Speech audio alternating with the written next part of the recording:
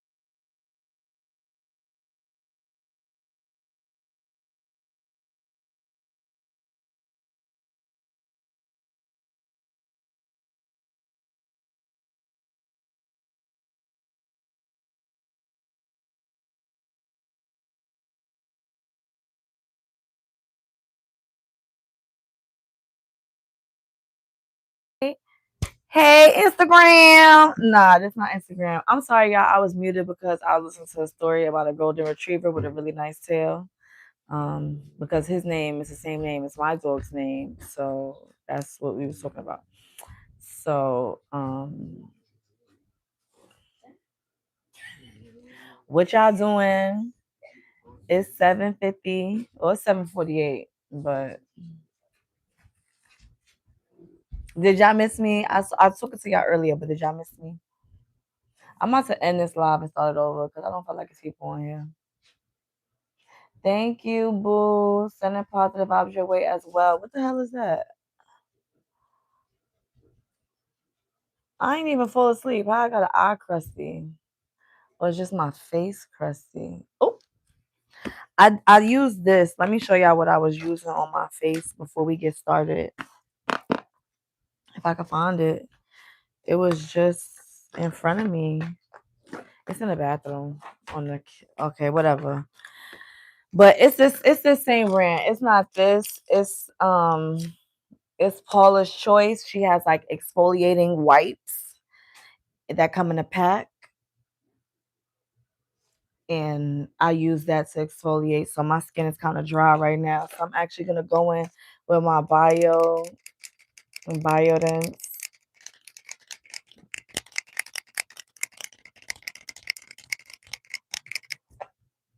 Collagen gel toner pads. So I'm gonna take one of these and I'm gonna rub it all across my face.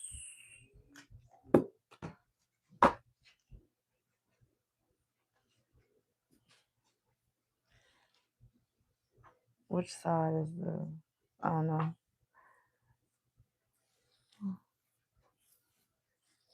I'm actually gonna try to make some bone broth and see if I see an improvement in like the visible collagen.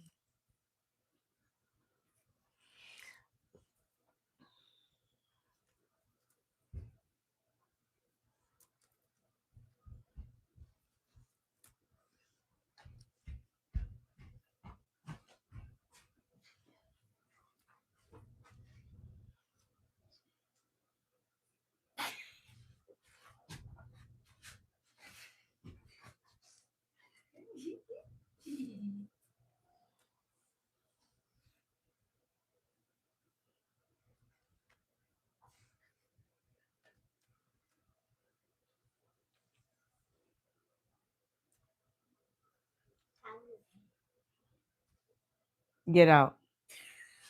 Get out.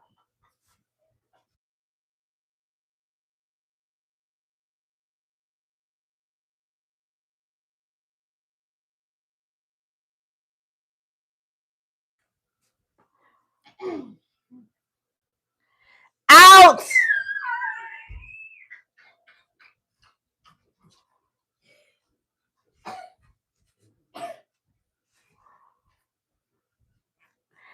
You watching His and Hers on Netflix? How you watching His and Hers on Netflix and me at the same time?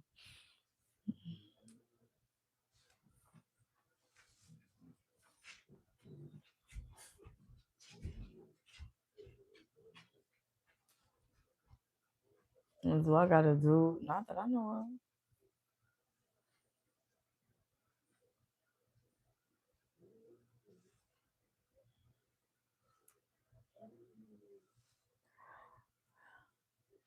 of. I'm on my phone while I'm watching TV. I bet. I bet.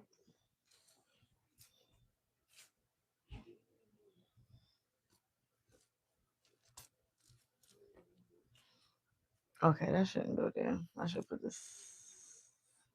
I should get up and put this in the garbage, but I'm not. So we're just gonna lay it right here on top of my Lysol can.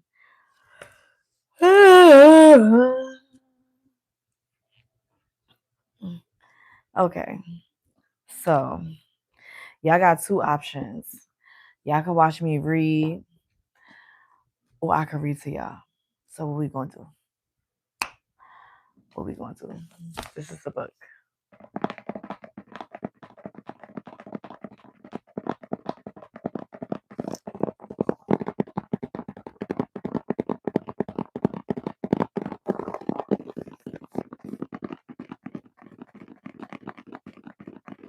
It's called Bury Our Bones in the Midnight Soil. No, y'all can watch me read in silence. Oh, I can read to y'all. Doesn't really seem like too many options.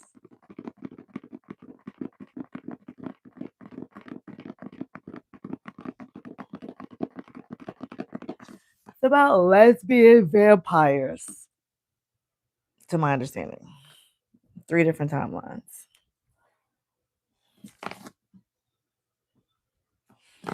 Oh, I guess they not opening, huh?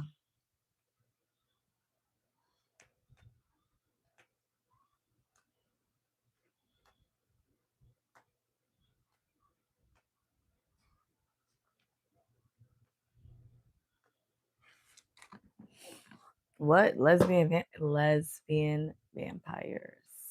I think we should just begin. I'm trying to see how long it takes me to read 50 pages.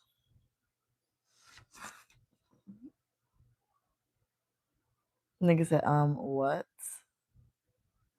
Yeah, I know. Ready, set, go. Maria's spirit soared into the night. Okay, that's not what it says. Hold on. Fucked up. Let's stop. Let's stop right there. Stop right there. Hold on. Wait, where's my little thing that I be using to hold my microphone so I can look all professional and stuff? I just had it. Oh, here you go. But,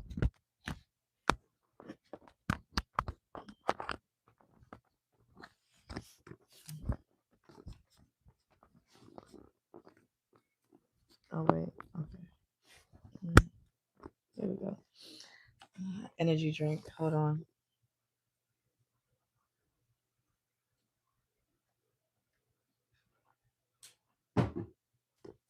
Okay. And begin. I'm gonna try reading this sexy voice. Maria's spirit soared at the sight of her new home. The Oliveries estate may not be a whole city like Burgos, but it is still a magnificent domain. A village sits in the crook of the slope, and smaller houses dot the surrounding hills like sheep. But the Casona rises above them, a massive building with tall stone sides and a crimson tiled roof, all of it surrounded by high rock wall. The gates stand open and the horses pass within into a courtyard trimmed with trees, half a dozen servants waiting to welcome the Viscount and his bride. I can't keep reading like that. That's stupid. That's fucking stupid. That's how they sound on audiobooks. I'm not getting too much paid for this. The servants shuffle into motion. Stewards unloading the carts. Maria's trunk is carried off, and Andreas helps her from the horse and takes her arm. Come, my wife, he says, leading her inside. Let me show you everything. Maria smiles, and today there's no need to feign excitement. Their house is grander than anything that she has ever seen. And her husband preens, one arm swinging wide to gesture at this detail in the archway, this pattern in the floor, this painting on the wall. His voice echoes through the hallways. That is how large they are. It is yours, he says as they pass a room with a table longer than her family home. It is yours, he says, as they cross under another inner courtyard dotted with olive trees and climb a set of stairs. It is yours, he says, as he unveils the rooms that will be hers, the bed heaped with blankets that spill over the sides. It is yours, he says, as he draws her to the open windows and gestures to the rolling land beyond, its stables and orchards and fields. Maria drinks in it with hungry eyes, one triumphant word ringing through her mind. Minds. Hey Jazz, what's up? Yes, it's still snowing. Is it still snowing? I don't know. I don't go outside in bad weather. It's not for girls like me. They dine together in the Great Hall, flanked by dotting servants. Nah, it's taking me 2 minutes and 40 seconds to read one page. It's just ridiculous. They dine together in the Great Hall, flanked by doting servants and paintings of her husband's family. His parents stare down, stern faced from their respective frames, a small, shrewd woman and a large bellied man. His younger brothers, each on horseback, swords raised, desperate, despite the fact that they're not dressed for a crusade, but court. A sister, round faced, reclining in a chair beside a hound, and then, of course, there's Andreas himself, standing proud, the order's red cross emblazed on his breast. The painter has been generous. Her husband is a handsome man, but an artist's tool have further chiseled his jaw, lengthened his limbs, and graced him with a godly stature. The real Andreas sits below and drinks with a mortal mouth. He slouches in his mortal frame and talks with his mortal voice, and she pretends to listen. The food, when it arrives, is sumptuous, and soon her senses su- are subsumed by jeweled pears and honeycomb carrots, the roasted pheasant and ruby wine. For the most part, her husband seems content with the sound of his own voice. Only once does he stop and notice the object of her attention. You have a healthy appetite, he says, and she knows he means despite her shape. Maria may be lean, but it is not for lack of appetite. No, she has always been hungry. Even when the crops were good, the winter kind, and there was no shortage of food in Santo Domingo, she could eat as much as she pleased. She never felt full. Her mother always wondered where it went. Her father, when he was alive, liked to joke that she had an extra stomach. Maria would chew stems of grass in the field, suck on cherry pits until they were pebbles, lacking any taste. And at night, the plates would be empty, her brothers leaning back in their chairs, content, and she would long for more. Wish she would long for more. Wish the satisfaction lingered past the time it took to taste it. And that was a mean fare compared to this. Her mother warned her against rich foods, how they would turn her stomach if she ate too much. But perhaps that was the problem all those years. Perhaps rich is what her body hungered for. She thinks that she spares another candy to carry with her fork. Oh, thanks, Jazz. Oh, thank you, Jazz. I'm sorry. I don't know what's wrong with me. Does anybody know the title of the book? It's called Bury Our Bones in the Midnight Soil. Her husband comes again that night. Excuse me. His room, she will soon learn, belongs to him alone, while hers must be ready to hold them both. A small enough price, Maria tells herself, for what she's won. She climbs into her bed. And he climbs into her bed, into her, his breath hot, his voice whined loose, his body pressing hers down into the linens. She will later find that folds like patterns on her skin, unwelcome echoes of his weight. His face contorts in pleasure. Her own draws tight with pain. She clutches at his back, nails digging into his flesh, hoping it will hurt, but it only seems to spur him harder. Again, her gaze escapes to the ceiling, but the wooden beams are lost behind the canopy. Again, her husband's hands drive into her hair, his fists tightening with every thrust. Again, when it is done, he pulls his palm against her stomach as if she is nothing but a vessel, an attractive pot waiting to be filled. She resists the urge to recoil. At least this time he does not stay.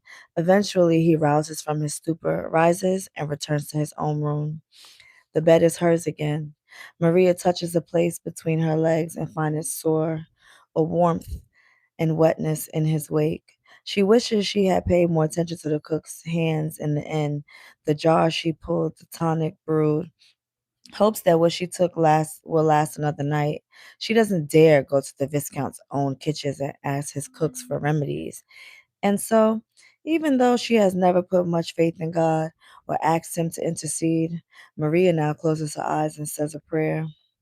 Then she rises, cleans herself the best she can, and considers the twisted linens, the indent of her body like a ghost. The bed smells of his sweat, so Maria pulls the linens free and dumps them on the floor before climbing back beneath the blanket. She really does not want to fuck her husband. You hear me? She really, I'm doing great. How are you? She really does not want to fuck her husband. And yes, 5 months strong, Jazz. 5 months strong. And I'm starting to think that if she doesn't even like having sex with him, maybe she doesn't like women either. Because so far there's only one lesbian in the book. So maybe there's another lesbian and she just doesn't know what being a lesbian is yet. That is a possibility. That is a big fucking possibility. Okay, hold on. Sorry, I gotta scratch my butt. I don't even know how that got over here. This is my little comfy reading area, complete with a blanket. Okay. A hand throws open the curtains, letting in a vicious streak of morning light. A voice she doesn't know speaks up. Me, senora. I'm gonna hold it like this, because y'all could, I don't need to, yeah. Maria groans and drapes an arm across her eyes, cursing the sun and Andreas and whoever designed the room that windows face east. Me, senora, comes the voice again, and this time she sits up, one hand holding the blanket to her chest. There's a girl in the room. She reminds Maria of a deer, fawn colored hair and doish eyes, a narrow body balanced on fragile limbs. When she speaks again, her voice is soft and low and coaxing, as if Maria were the one about to spook. I'm sorry to wake you, but the Viscount, because I don't think they would be speaking English, whatever. The girl trails off, as the mere existence of the title renders any of the renders any other words unnecessary. I don't even understand what the fuck I just read. Maria is still taking her in. Who are you? She asks. Isabel, says the girl, as if the name means something. Then, when it clearly doesn't, she adds, Your maid. Ah, Maria has never had a maid before, but she's determined not to let it show. She slides out from beneath the covers and stands, clothed in nothing but robes of red hair, the light running fingers down her skin. Isabel casts her gaze down, but Maria catches the blush that spreads over her cheeks as she takes up a heap of fabric and comes toward her. Maria lets herself be guided limb by limb into a dress she's never seen before, smiles at the fine stitching and the weight of the cloth. New clothes for this new life, a gown of color of rich wine, trimmed with creamy lace, bronze buttons that catch the light and the flash like sparks. Isabel's touch is gentle and steady. The Viscount is waiting in the dining hall, she says and fastens the clasp. Already? Maria asks, glancing at the window. From the corner of her eye, she catches Isabel's face, the mouth twitching up. You see, mi senora, she says gently. It's almost noon. The maid shifts her hair out the way to reach a button there, and when the girl's fingers graze the skin at the nape of her neck, Maria shivers. Isabel apologizes quickly, asks if her fingers are too cold. Maria lies and says yes. Maria wants to fuck the maid. We figured it out. Maria wants to fuck the maid. Did you say scratch your butt? Yes, I did. Maria likes the maid. She wants to pop it off. She's over here like, mi señora, mi señora. Yeah, they gonna fuck. Andreas is not in the dining hall. She is greeted only by the remains of his meal, the dregs left in his cup. A servant informs her that the Viscount has come and gone. To where, she asks, and learned that her husband is meeting with his vassals. I don't know what a vassal is. The table is still laid, a bounty waiting in the center, and so Maria eats alone, picking at the spread of meat and cheese and fruit and savoring the quiet. Silence is a kind of wealth, she thinks, taking up a pair. The house in Santo Domingo was so cramped with life that it was always loud. Here she can hear the crisp skin of the pear splitting beneath her teeth. A bowl of black cherries sits in the center of the table, the dark fruit nestled in a cloth. Maria pops one in her mouth as she looks up and finds yet another painting of her new in-laws, the Count and Countess Olivares, staring sternly back. She rises, taking the cherries with her, wanders the halls as she did with Andreas on her arm the day before, but this time she lets her mind run up ahead. She lets her mind run up ahead. Lets it soothe. Lets it. Why I can't read? Lets it smooth its hands against the wall and change the tapestries. Those chairs, this rug draping her taste like a gossamer. Paintings come down and the curtains go up, sculptures move and the furniture is replaced until piece by piece the house begins to suit her taste. She steps onto the patio and surveys the rest of the estate, feasting on a bowl of cherries. And despite the tightness in her dress, the stiffness of her shoes, Maria feels herself expanding with the scale of her new home. One by one, she spits the cherry pits into her palm until the small stones look like bloody teeth. It should repulse her, but it doesn't. They have always been her favorite fruit. In fact, she scans the field beyond the walls and decides that she will have one tilted and turned into a cherry orchard. And then, because she does not want to wait, she passes through the gates and spends the next hour pressing the pits into the soil in the nearest olive grove, burying them like secrets just beneath her feet. It will take time, she knows, but it'll be worth it to see the cherries growing up like weeds between olive trees. To imagine Andreas's surprise, his annoyance, even as her black fruit invades his green. When her palms are stained and the bowl is empty, she sprawls in a shady corner of the estate and lets the warmth lure her to sleep. He is not gonna like the fact that his wife is sleeping in the dirt. Is the maid sexy? I don't know. How the fuck am I supposed to know if the maid is sexy?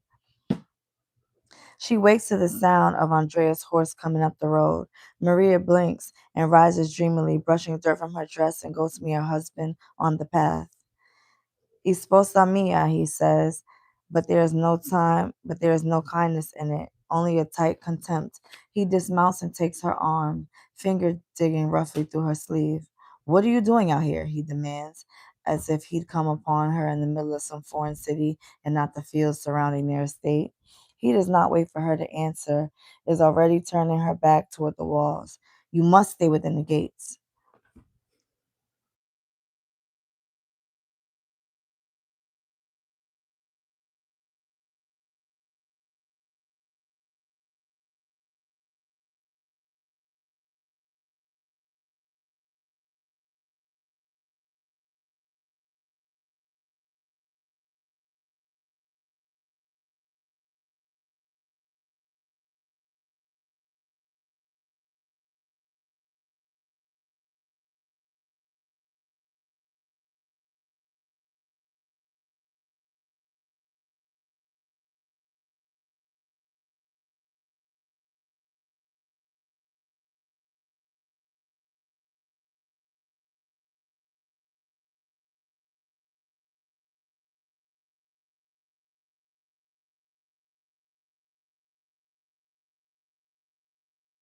I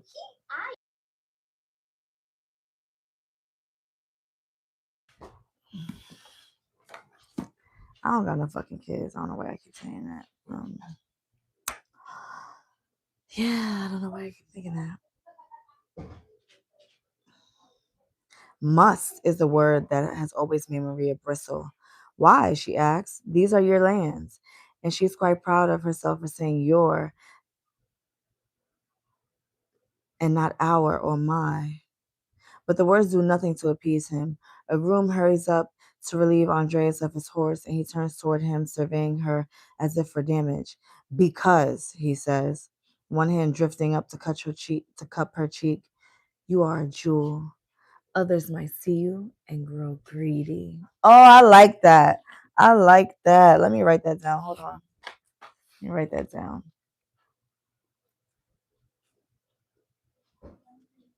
Let me write that down.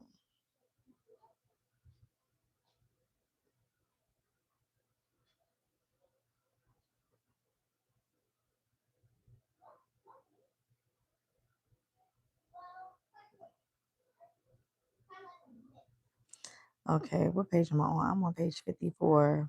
I'm only 10% in this motherfucking book. This is some bullshit. You hear me? This is some bullshit. This is some bullshit. What did he say? You are a jewel. Others might see you and grow greedy. I just want to know who the fuck is going to see her on your estate. Are we not? Okay, whatever. Andres. Andres. Andres. I need moisturizer because I can feel my face getting I need to put deodorant too. I just got out the shower before I got on here with y'all. Are y'all enjoying my reading or should I stop? If I should stop, let me know. Let me know. I don't have my actual deodorant stick, so we're just gonna use this little native stick. And I don't think I like this because I think it felt wet to me, but I'm not gonna like let it go to waste. So it seems like they got tired of my shit and they left. That seems like that's what happened. It's given that's what happened.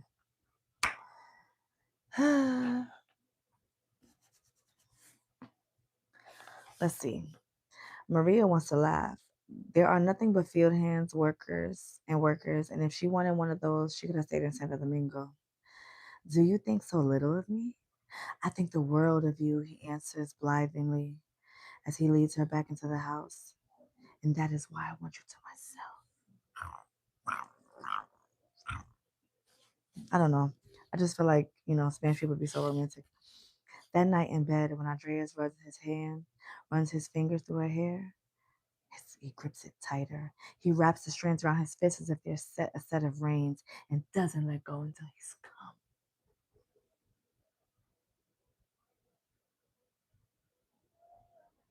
It's called Bury Our Bones in the Midnight Soil. Bury my bones in the midnight backyard. You know what? When he is gone, Maria dumps the soil sheets onto the floor and parts the heavy curtains, throwing the windows wide to let the night air in and the sun. In the morning, the first light spills in, unobstructed, waking her early. She doesn't call for the maid, even though the dresses in the cupboard all seem to require more than two hands. And she is surprised to find her own trunk empty, the garments from her old life gone. She selects one of the simpler gowns and does her best to draw the ribbons and fasten the stays. Then she stands at the open window, brushing her hair, and waits for Andreas to ride out. She has finished combing out the knots and is about to braid it when she hears the gate groan open and sees her husband set off onto his horse. As soon as the dust settles in his wake, she goes straight to the stables, finds a groom, and asks to have Gloria saddled.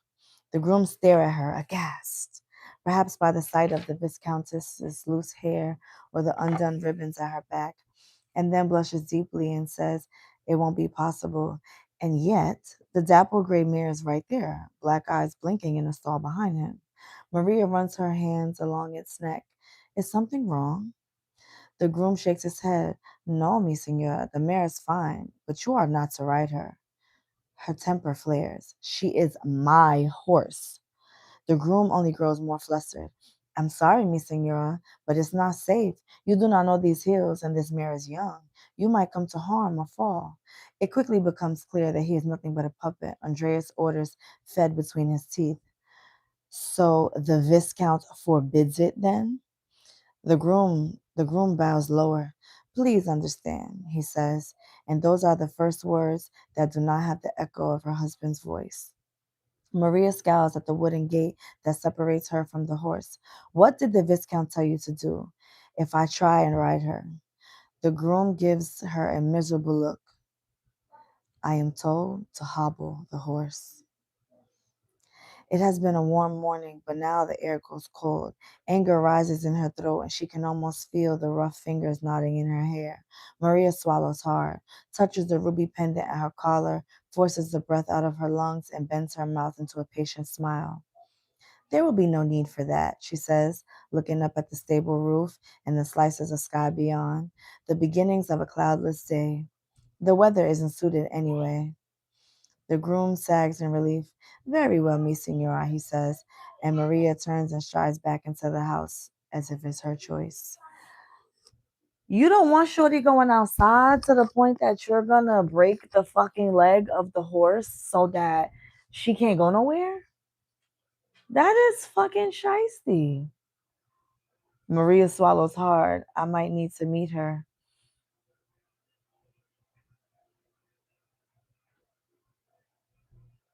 I don't know what to say about that. Chapter 4. The tapestries, the chairs, the rugs. Maria paces the house, reciting to herself the many changes she will make, but soon grows bored. She goes upstairs and lets herself into her husband's room, surprised to find them a cluttered version of her own. A suit of armor poses on a wooden model, the metal polished the metal polished to a shine. Another portrait of the Viscount himself looms over the hearth, the artist's hand flattering to the point of a jest. Andreas's hair rendered a glossy black, his chin as hard and sharp as stone. The desk sits before the window, a trio of books perched along the back. Maria takes one up and turns the pages. As a child, she had learned to count using lines drawn in the dirt. To write her own name, common as it is, even that was less of knowing letters and more of memorizing the design. But beyond that, there seemed no point. Now that she weighs the book in her hand, she wishes she had cause to learn. She can't tell that it's valuable. She can tell that it's valuable, leather bound, the pages full of painted shapes and edges flitter with gold, but excuse me, the lines of ink striped across the paper are nothing but a pretty pattern. She returns the book to the table and turns to survey the bed. A carved four-poster frame surrounds the pallet, pillows full of down and blankets hemmed in gold. She climbs up and flings her body across the massive bed. But when she turns her face in the pillow, she's met with her husband's smell, a sudden and sharp enough to turn her stomach. Maria recoils, abandoning the bed as well as the room, and goes to find her maid. She gonna fuck that girl. Cause why you keep trying to find that girl? I mean, she is her maid, but I mean, come on.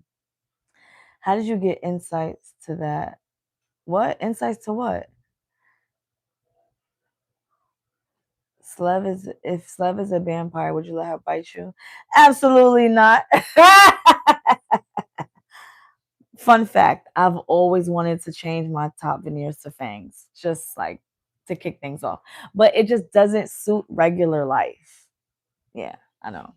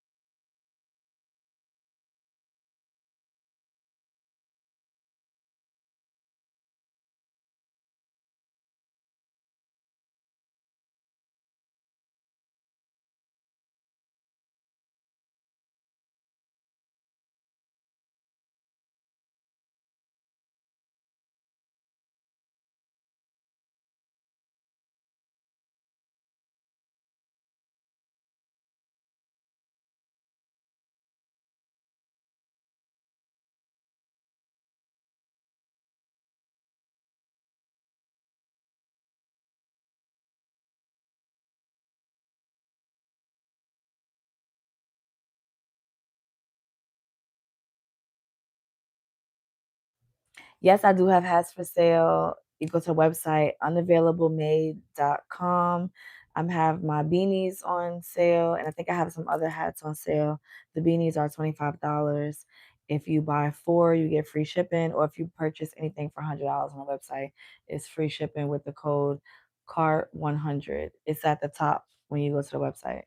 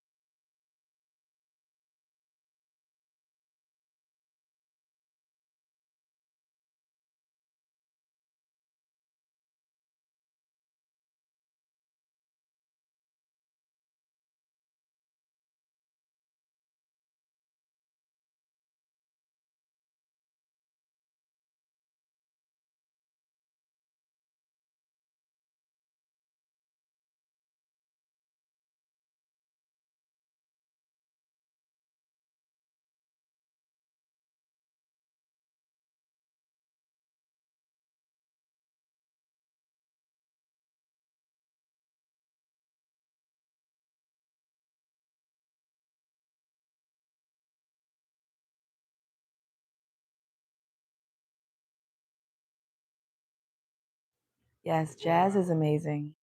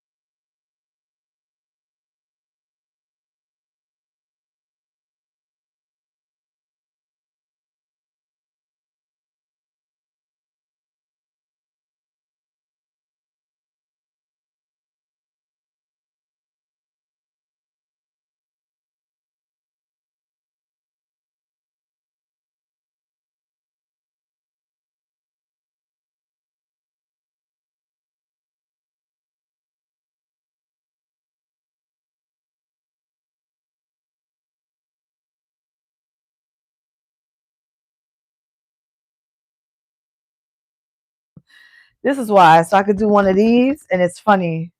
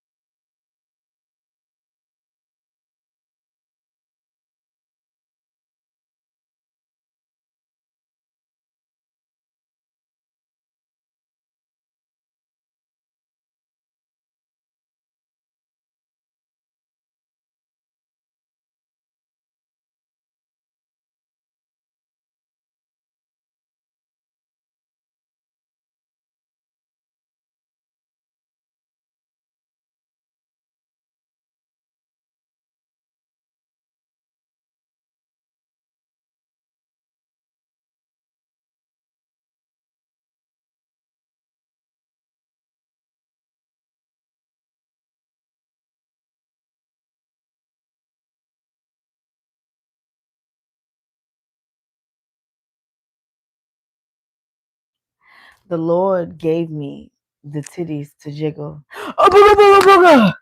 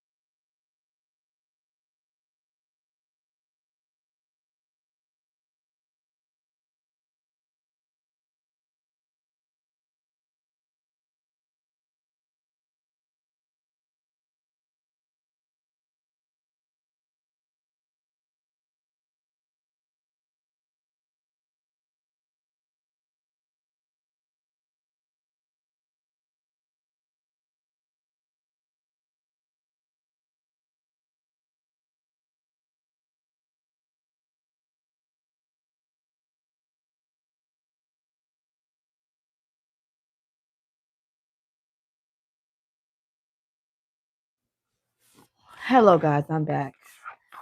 We have figured out the disturbance and we have gotten rid of the problem.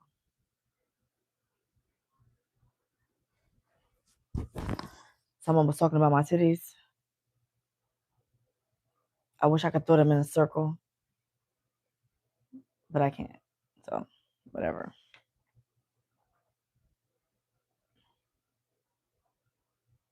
Yeehaw! I'm sorry. I thought that's what you wrote, but that says yee ooh. Okay. I got excited. I got excited. I got overly excited. So I'm going to get back to reading and let's pick up where we left off.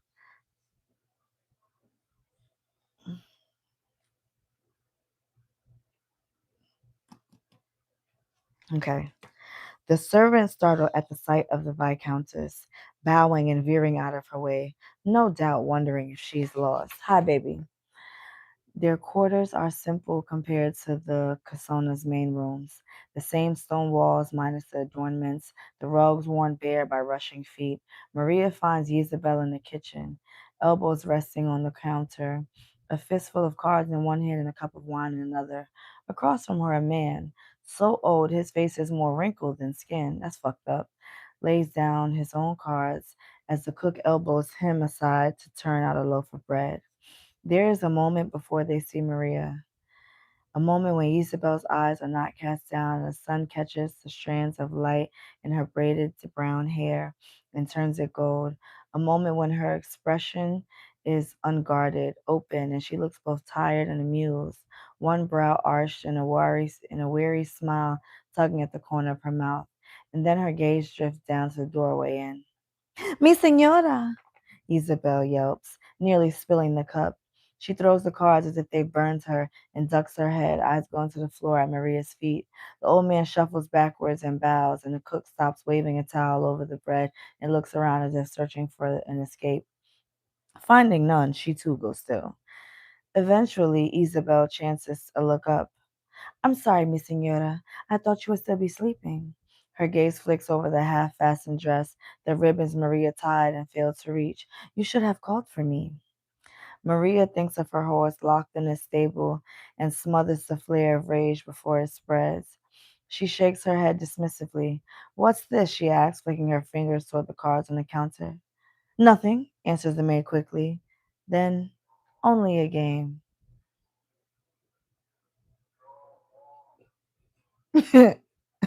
Maria grabs hold of it as if it were a rope. Teach me. Hold on, wait a second. The police is telling somebody to go home. And I just want to know what would make them stop what they're doing to tell somebody to go home.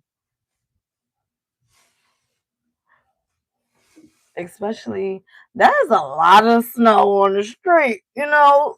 Yeah, I remember when I first got my car, I had first got my Benz, right? I had just learned to drive, and who they talking to though? Oh, they talking to some drunk people. Oh, he got a hospital bag. It seemed like they arguing. Whatever. But I first got my car, and let me tell y'all, when I first got my car, I drove it off the lot. Mind you, this is like my first time driving on the highway. I don't really know what I'm doing. My homeboy, he ain't my homeboy, he liked me. He took me to go get it because I needed somebody with a license to drive it off the lot. And then we got on the highway. He was like, yeah, so like, you know what you're doing, right? And I looked at him and I was just like, no. And just got on the highway. He was like, oh my God, bitch gonna kill me. He was like, okay, this is how you do it. You know, look, don't look at the car in front of you. Like right here, you got to look a little further. And, you know, he taught me how to get on the highway, get off the highway. He's like, but drop me off first. You get to your building, how you get to your building. And I was just like, okay. Because at that point in time, I think I driven on the highway like for like 5 minutes at that time. So I drop him off or whatever. And I get to my building. It was a snowstorm. And there was no parking. Like the streets was filled with snow, like what's outside. I was living in the Bronx on Vice Avenue, and I had to move out that building because people was recognizing me from the A Boogie video, and it got really weird when I was coming outside my building. It was like, "Yo, that's the girl." I don't like that. I'm not into that. I'm into real like quiet homebody, like to just run my errands and go kind of stuff. I feel like in Harlem, sometimes people are too bougie to say something to you exactly, but I be wrong too. So whatever. So long story short is there was no way to parallel park to teach myself no nothing.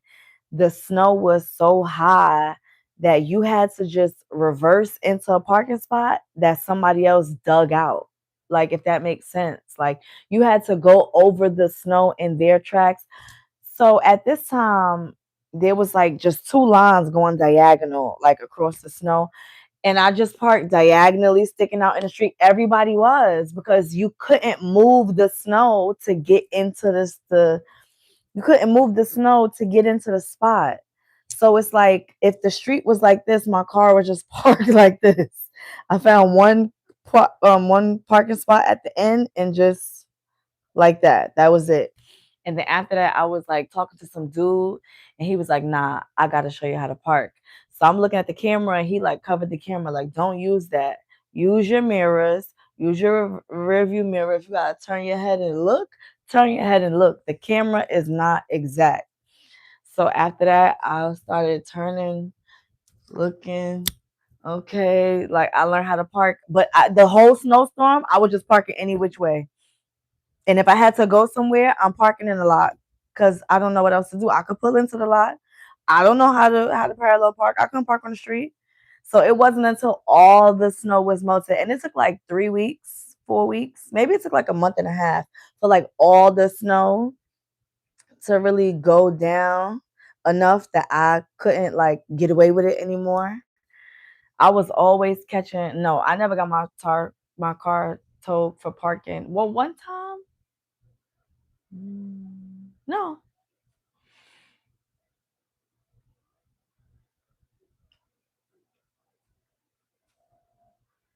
Hey, Cooper.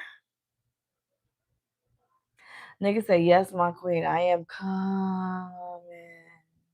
That's disgusting. Yeah, I did not know how to park. I did not know what I was doing. I was just on the street parking diagonal crisscross. I parking at fire hydrants because you can't even see them shits. I was just not giving a fuck. I was getting away with it probably like 3 weeks, max, probably like 4 weeks. I was getting away with that shit. I was getting away with that shit.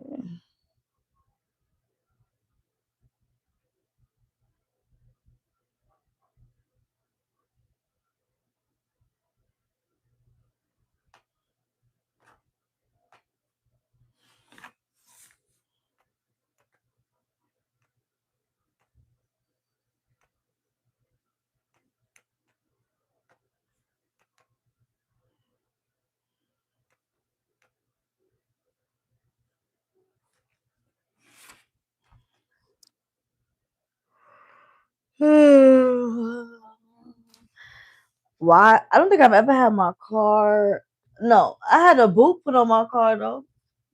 The tickets, but that's because I found out um my mother had got tickets on my car and never told me. My car at the time was registered in my brother's name before I switched it over to my name. She ain't tell me she got the tickets. She ain't never told. She just told.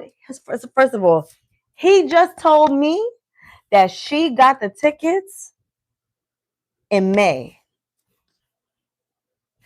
of this May of last year. This happened 2013, 2014, 2015. 10 years later, you just now saying that you the one that got the tickets that I went and paid for? I think I went and paid for them. Or I paid for half of them. I don't remember. I paid for the ones that was in judgment at that time. And then he took the license plates without telling me. I told him, well, it's up to you. You pay it. Fuck off. Yes, my neck tech kind of hurt. Excuse me, could you go get the bag of products that are in the bathroom, if you don't mind? That'd be such a nice thing. Seeing as how you have to put that in the sink anyway, along with the dog bowl. I don't know why it's there. It's right there. You left it there.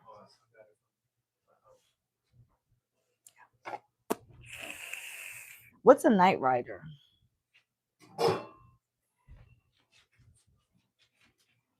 Oh, show my nails. I need a fill in. I'm getting a fill in on Thursday. But when did I get my nails done? I got my nails done at the end of December. I got my nails done like the day after Christmas or something.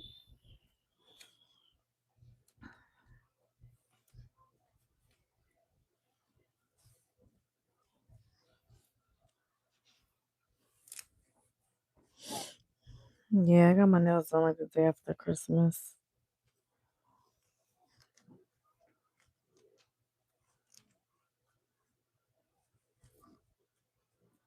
I like having my phone on silent. It makes me feel mysterious.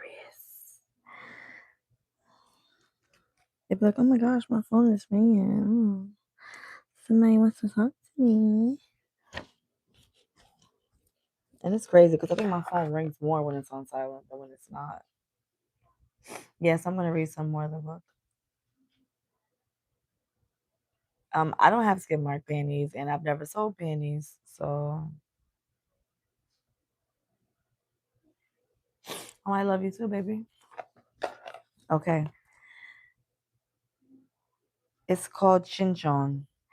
They have traded the servant quarters for the inner courtyard. Two chairs draw up a low table. It took several polite invitations, followed by one firmly worded command to get Isabel to sit across from Maria. But now that the maid is seated, her shoulders have begun to loosen. She lays the cards face up. There are four suits. That is what they are called. Cups, coins, swords, and clubs. Well, that's different from us. Each card holds a certain number of these things. Each card holds a certain number of these things. Isabel's finger taps a card as she points this out. Three cups, four coins, five swords, six clubs. Maria's gaze flicks over the many cards, trying to keep up. They're beautiful, she says, fingering the delicate illustration. How did you come by them? Color rises in Isabel's cheeks. They were a gift from the Count. Count Oliveras, Andrea's father. Maria lifts a brow. How generous. Yes, said the maid, adding under her breath, he can be. She sets down a new kind of card. This one has a king holding out his cup. The highest card the highest cards have men on them. Maria can see that. The men are holding clubs, men holding swords, men holding coins, men holding cups. Where are the women? She asks, and Isabel only laughs as if it were a joke. We shuffle the cards, explains the maid, gathering them into a pile, and then we deal. She begins to place cards on the table, alternating between Maria and herself as she explains the rules. It is a matching game. The goal is to create a series in the same suit or set the same cards in a different suit or a set of the same cards in different suits. They each take up their hands. Maria studies her own set, one finger silently tapping on her skirts as she adds the sums on her cards while her maid rearranges her own hands. Where did you learn how to play? She asks. Isabel's glance flicks up and down again. She throws away two cards, draws two more, says at last, by watching my father. Maria studies the maid instead of her hand. She may only be just learning to read cards, but she has always been good at reading other people. There are two parts to every answer, the part that's said and the part that isn't, which is how she knows that Isabel is holding back more than just cards. She lays her hand out on the table, so does Maria. It takes her a moment to count, and she realizes she has won. She is used to winning, but Isabel beams, praising her for being such a quick study, and Maria feels sun-warmed by the words. Another, she asks, and Maria nods. Isabel shuffles and deals again, and as she does, Maria finds herself studying the girl's hands, the length of her eyelashes, the way she bites her bottom lip, when she is thinking, turning the pink flesh red beneath her teeth. This time, Maria loses. For once, she doesn't mind. She only wants to play again. She like that girl. She like that girl. She want to bone her. She want to bone her.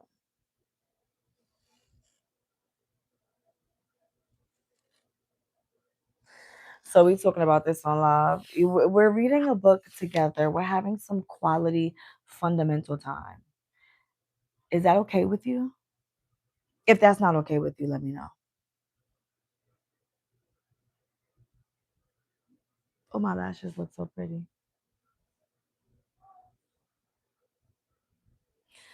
Fuck that book. We want to know about you. What's your 90?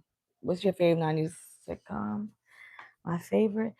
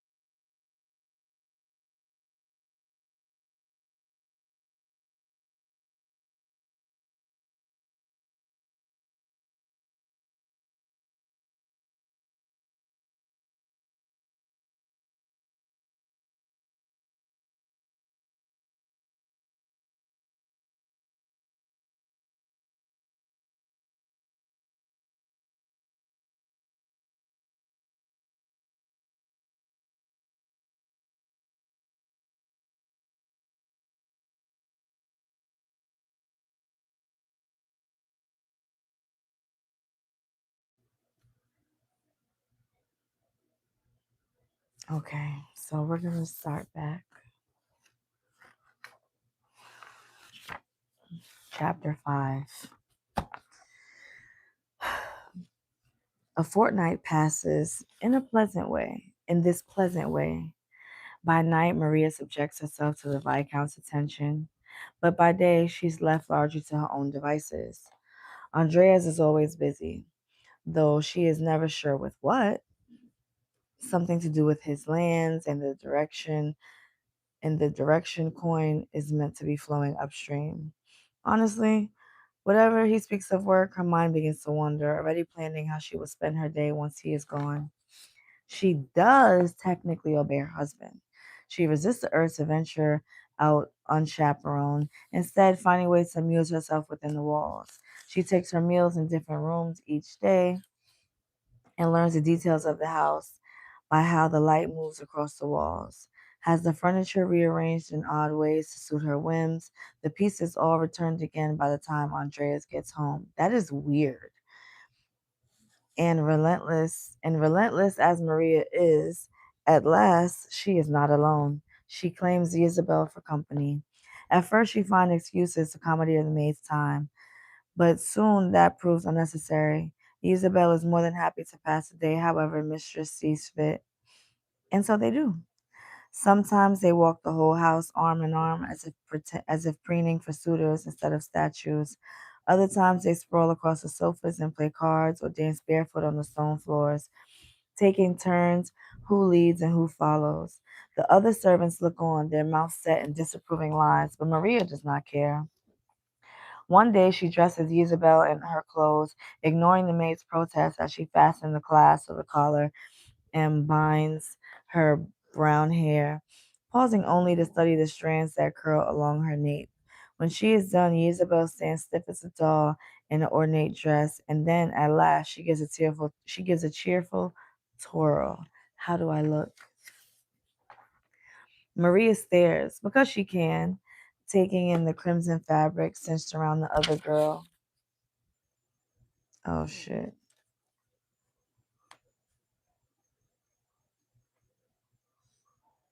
Hold on. My bad.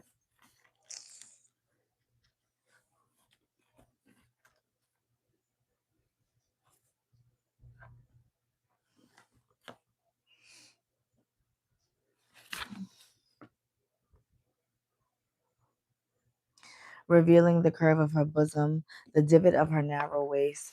She is not striking like Maria. Her looks are much softer, the edges file smooth. When Maria grabs her arm, she can feel the skin dimple beneath her fingers as if the girl is made of down. Isabel looks so lovely. She looks so gentle, but above all, she looks like what she is, the illegitimate daughter of a count. They have not spoken of it. They do not need to. It is clear enough in the shape of Isabel's face, the slope of her cheek, the roundness of her eye. After all, Maria is confronted by these features every day, like their stares from back, like their stares, they're like stares back from every painting. And even if she weren't surrounded by members of the Oliveras clan, she has looked into Andrea's face enough times to see the resemblance, to understand that not every one of the Count's children earns a portrait on the family walls. Well, presses Isabel, her voice a nervous flutter. You look lovely, says Maria, and uncomfortable. And Isabel smiles and admits that it is far too hot for all these layers, holds out her buttoned wrist, and waits to be set free. Andreas sags on top of her when he is done. He rolls over, but makes no move to rise, and Maria clutches the ruby pendant and waits, thinking with dread that he means to spend the night here in her bed. His body is a quickly cooling thing, plunging towards sleep, while Maria lies awake beside him, a sore pulse between her legs, and decides that if she must be kept awake, then he will too. So she rolls towards him. What does it feel like? She wonders aloud. Andreas mutters something in the pillow, but it hardly constitutes an answer. What does it feel like? She asks again. When you reach your peak?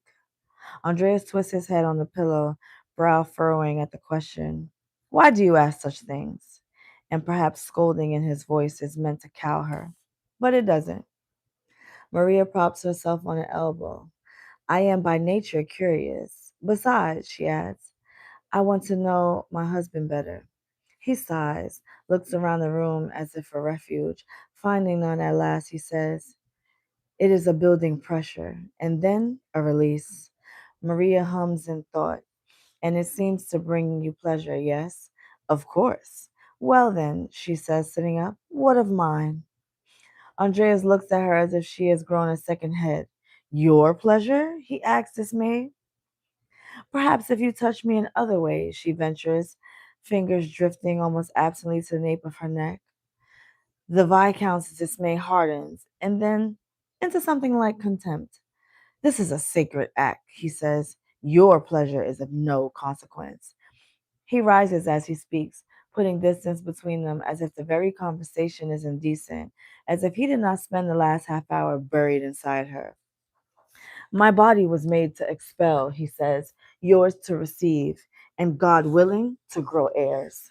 God willing, thinks Maria, when Andreas is done, and then God willing, thinks Maria, when Andreas is done, and she is straddling a basin, doing her best to wash away his work. Wedgie. The next day, Maria declares that she will have a picnic. They creep into the kitchen stores like thieves, Isabel finding a basket with food and Maria liberating a tankard of wine from the cellar. Together they flee to the far reaches of the western hall. The days are quickly growing hotter, and the stones there are the last to warm, holding fast to the coolness of the night before. They take refuge in an alcove, lay a blanket on the floor, and gorge themselves on bread and wine and candied figs. When the bowls are empty and the bounty gone, Maria lies with her head on the other girl's lap, with her head in the other girl's lap, loose hair pooling like a molten pillow in the maid's plain skirts. The downsies roll over her, her limbs as loose as honey in the heat, as Isabel runs her fingertips along Maria's brow and tells her stories of miracles and saints, the stones around them warming as the sun gets high. We're going to pause for a second because baby girl seems to need to fix her. Are you still on your 4-month journey to letting your bush grow? I'm not on that kind of journey. What?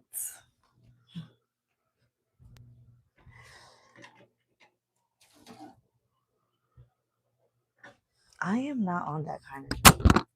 Hold on. What was that? Oh, that was a microphone. Hello, mic check. 1 2 1 2 1 2. Ooh, it's 9:15. It's time to walk my dog who hasn't been walked all day. And guess what? It's too much snow on the ground. So we're gonna lay back down and we're gonna rearrange some things. And then we're gonna get back to the book. So we're gonna put okay, where's my bookmark? Because borrowed and banned. I read banned books. I don't even understand how the library could ban books if there's like such thing as like free fucking speech, but whatever. What do I know? We're also gonna light this candle to set the mood a little bit. Give the room that smoke and cedar, rose and cedar smell.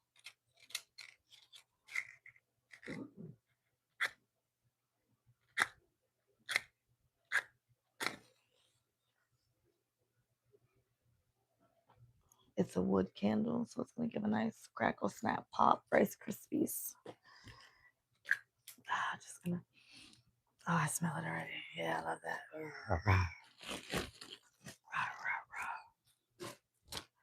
What are we gonna do with this? Can this fit in here? I don't think so, but let's try.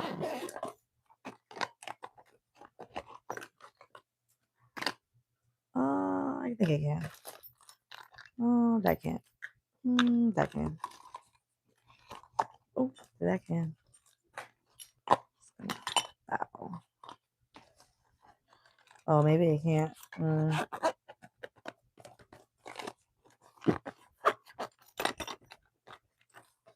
It kind of like throws the shape off a little bit.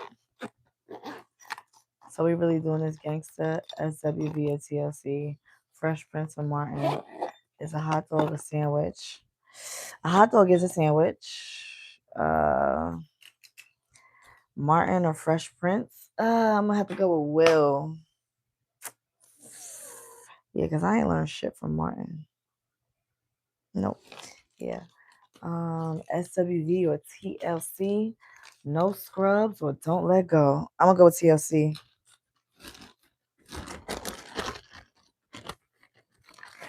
I don't want no scrubs. Scrubs together, can't get no love.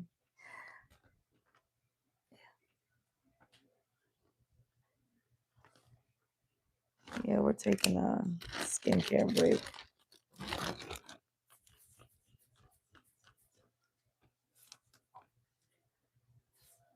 Special delivery. Dun, dun, dun, dun. I'm sorry, I don't know where that came from.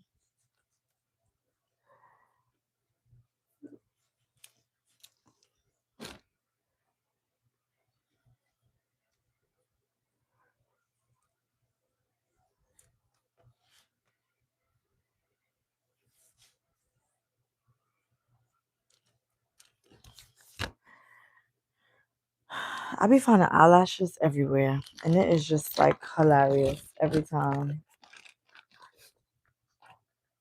SWV got a sample from Michael Jackson while he was alive, so that means they're better because they had clearance. I'm like, that's just I don't understand. Is that what you're trying to tell me that they were better because they got a sample cleared?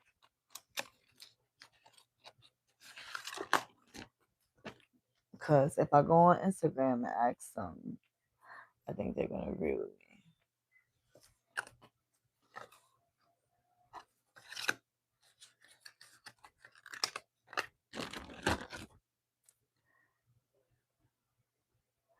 Trying to get rid of the dark circles under my eyes.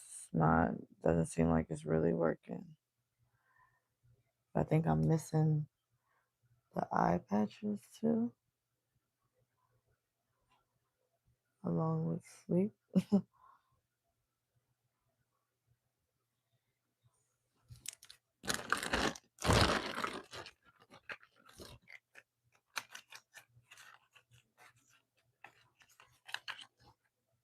Cause I don't want no scrubs. Cause the scrub is a guy that can't get no love from me. Nigga hanging out the passenger side of his mama's little ride, trying to holler at me.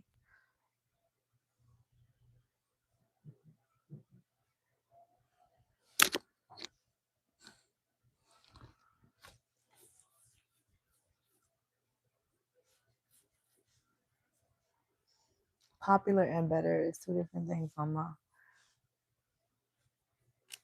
I mean, you think they're more popular. I think they made a better group. What you mean? Whose careers lasted longer? When did SWV come out?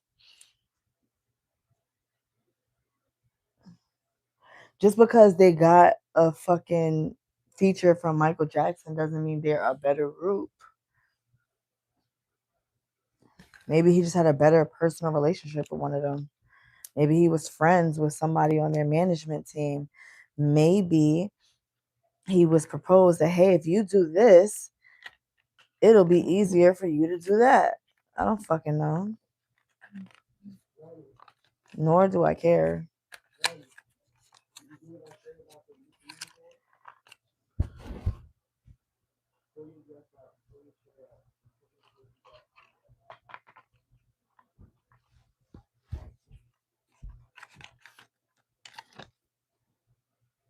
Mm.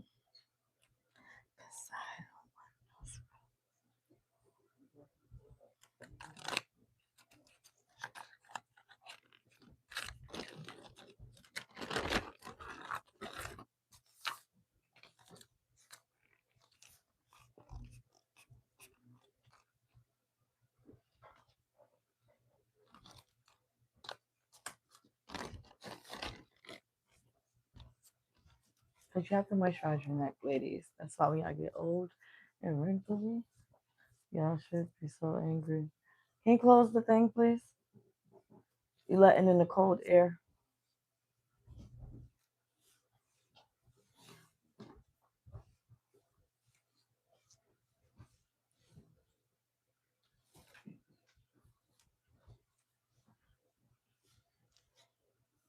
Thank you. Also, I have a tattoo, so I should probably lotion it. You know, to say the least. I'm gonna throw all my extra lip glosses that I seem to just have lying around right now in front of me in here. Because why are there so many?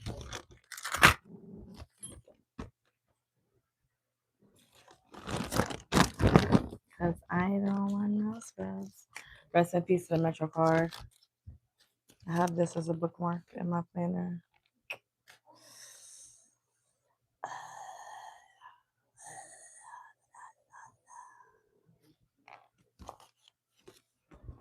I mean, this is the bookmark, really, but I'm just gonna put that there for safekeeping, you know?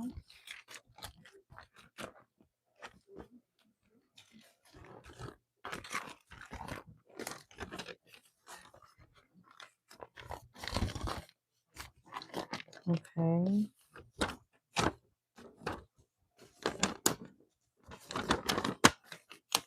What did I write down? I wrote down, they say the definition of hell is on your last day on earth, the person you became meets the person you could have become. Ooh. Yeah, Viola Davis said that in her speech for accepting her award the other day. I thought that was very, very deep.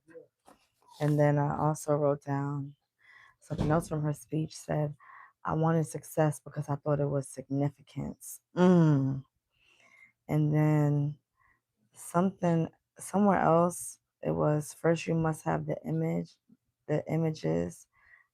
First you must have the images, then come the words. Robert James Walter. That was in a book I was reading. And that's what a serial killer told a dad who thought that he killed his daughter, but it wasn't him. And he was trying to help him, and he told him, first you must have the images. And that was his hint to let him know that he did not kill his daughter. Okay, this is 32 ounces. Okay. And this is my Sol de Janeiro lotion that I should put on my hands. This smells so good. This is the new one, the 91. Mad good. It smells like rose water and just like champagne. I think that's like what's in it too. It smells really good and fresh. Whenever I'm reading an actual book, my hands get oh bye. Whenever I read books, my hands get really dry because you know the pages suck up oil.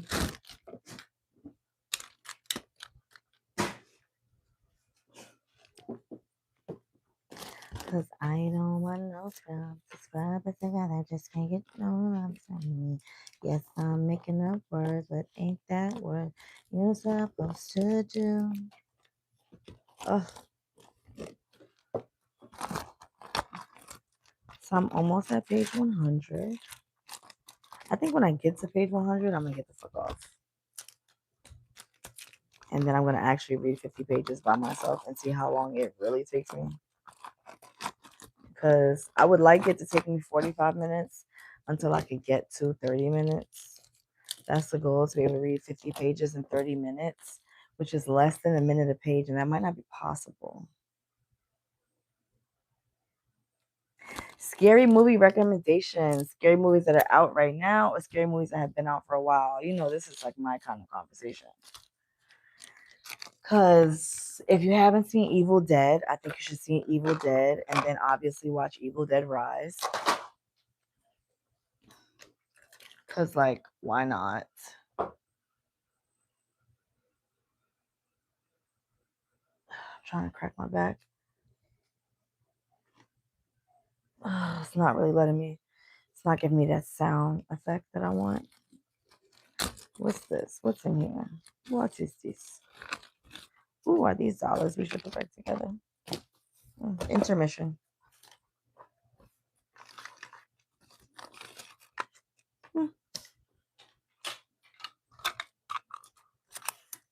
What kind of scary movies do you like? Psychologically scary? You like gory scary? You like demonic? Like what's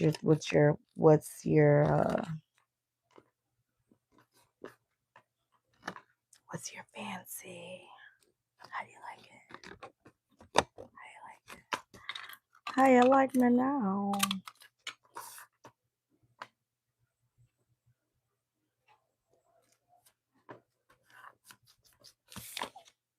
Boop.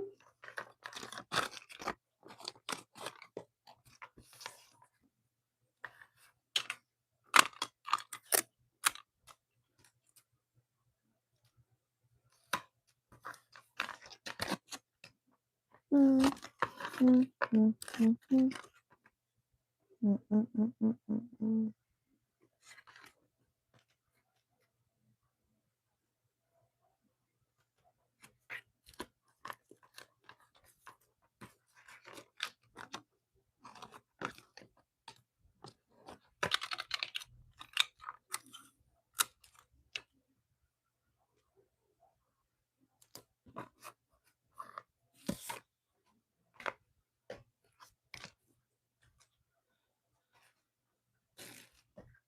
Oh, I threw it over there already.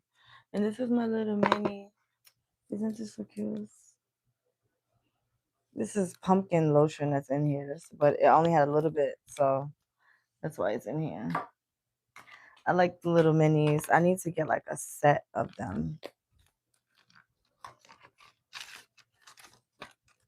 I have to do an at-home workout today when I'm done with you guys.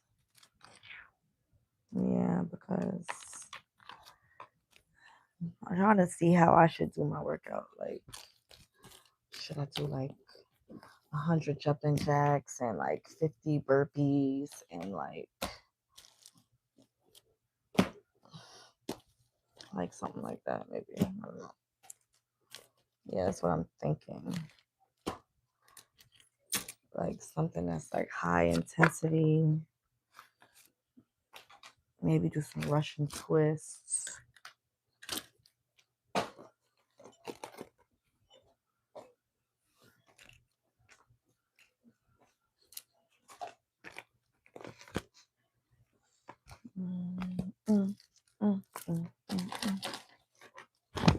That's like my flowers.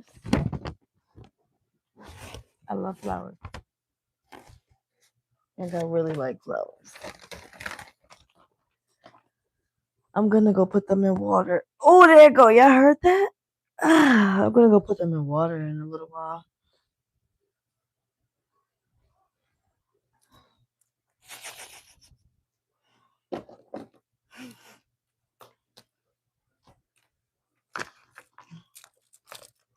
I think my Apple Watch is charged. Cannibalism and end of the world scary. Okay, cannibalism. I don't think there's too many movies with cannibalism. I mean, there's always like The Hill Has Eyes and End of the World scary. End of the World scary.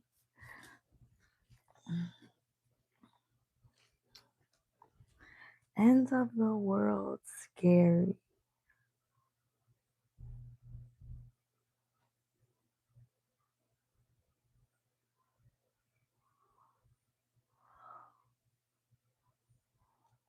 Like zombie movies? It's like that what you mean?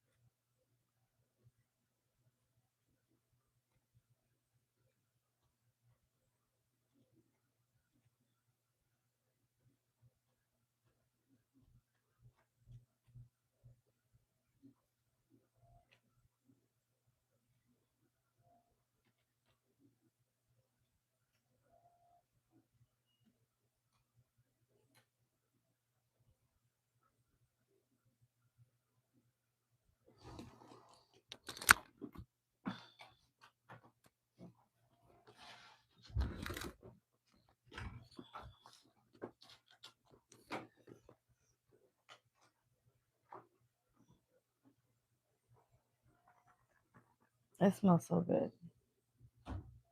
I like hearing the sound of the thing crackle.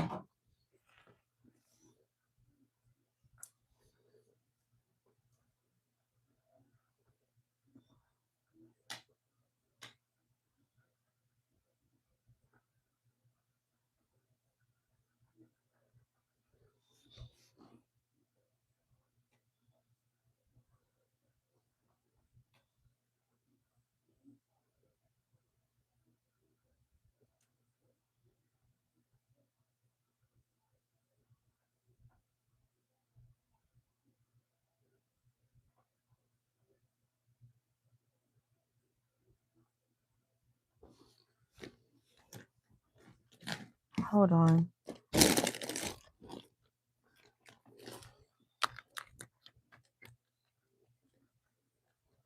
Mm.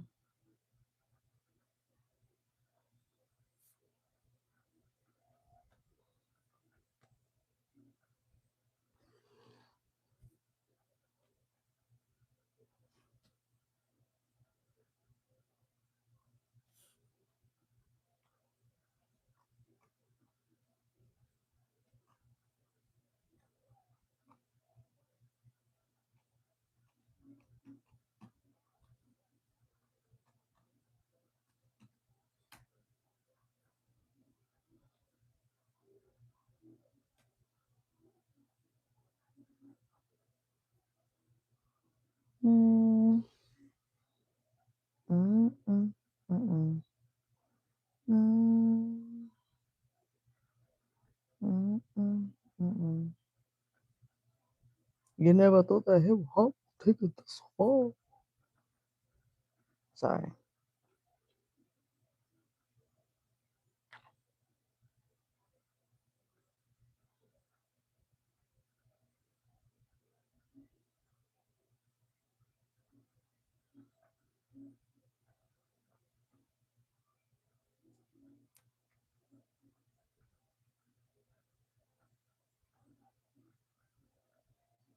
Mm. Mm.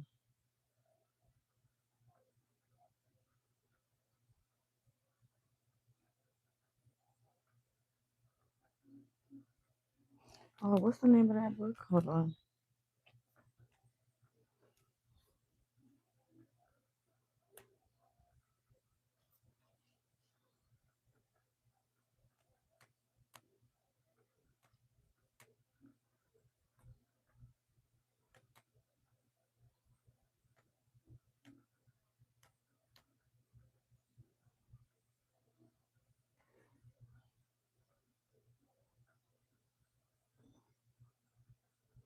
Philly in a building.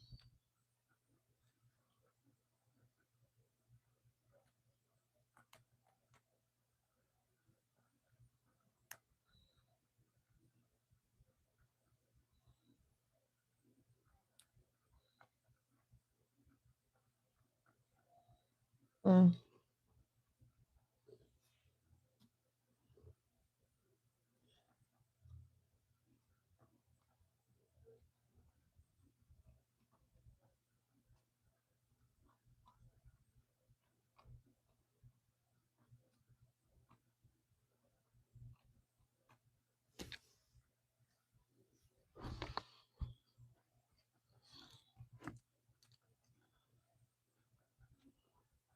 Mm. Mm. Mm. Mm. Ooh, can y'all hear it?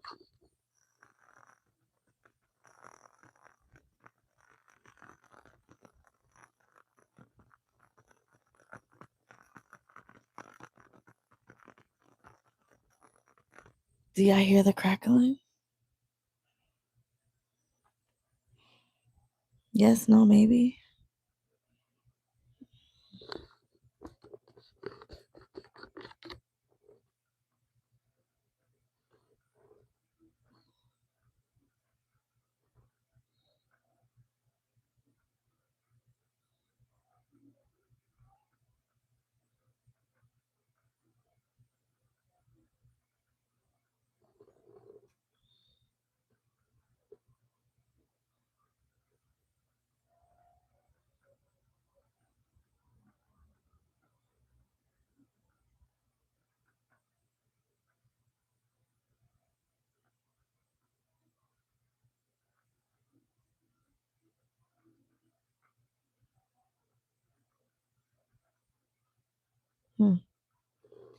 Yeah, okay.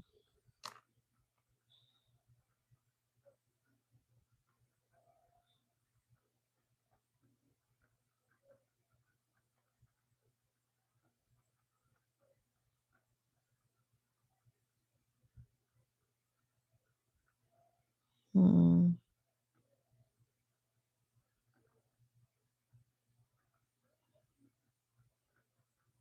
Hmm.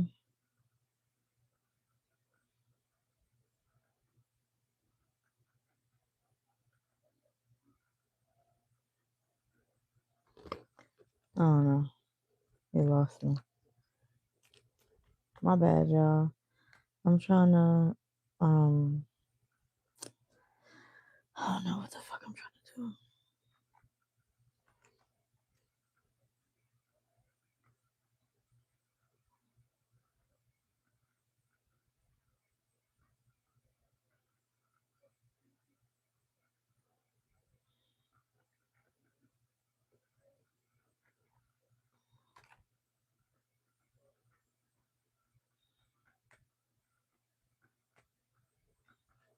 Damn, what percent am I on in that book? 10%?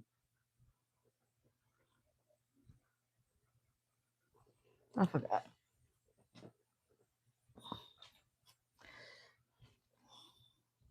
Okay. Don't you sell hats? Yes, I sell hats.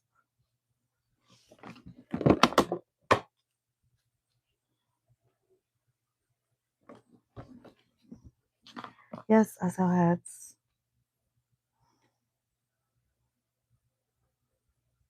I feel like this feels so much more personal. Hi.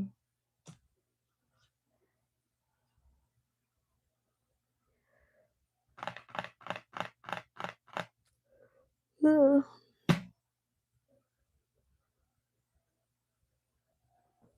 I could post up with you and I could sell weed, but I'm in Chicago.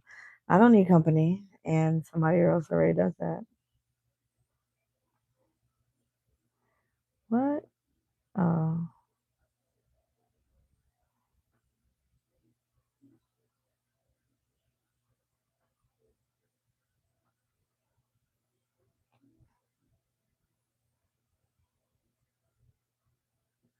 Mm-mm-mm.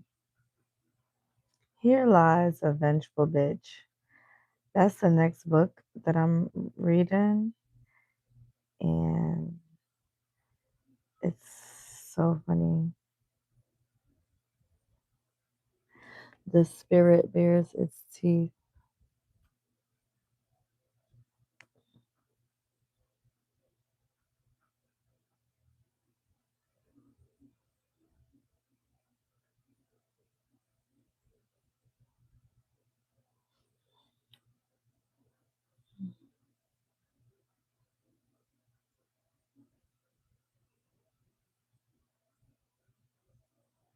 Hmm.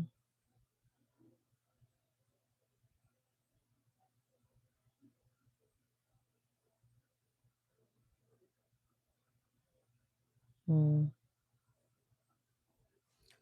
I feel like that's not a book.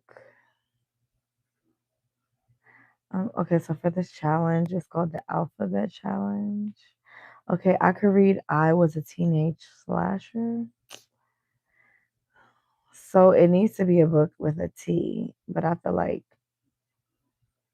the first letter should be a T. Like this is Split Tooth. Mm, I'm trying to find So Thirsty. We're getting close. We're getting close. I don't know. I want to find the perfect book. What is this one?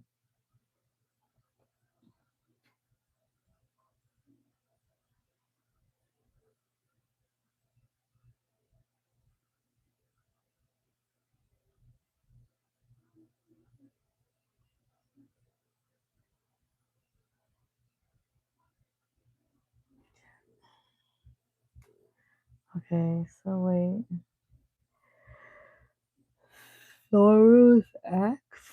Sorry, that was like mad unprofessional. I'm being like a horrible host, right?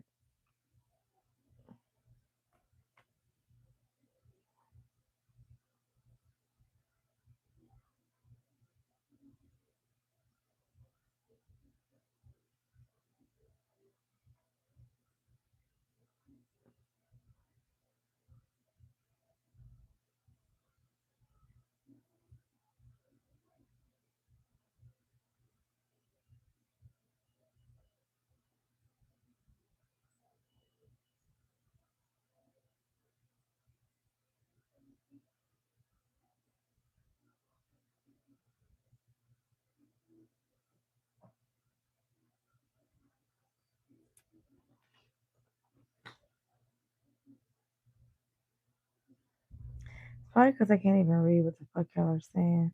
Wow, this book only has 2 reviews. I just don't know how many pages. 256 pages. It's a nonfiction. A lot of people gave it 3 stars. Hmm.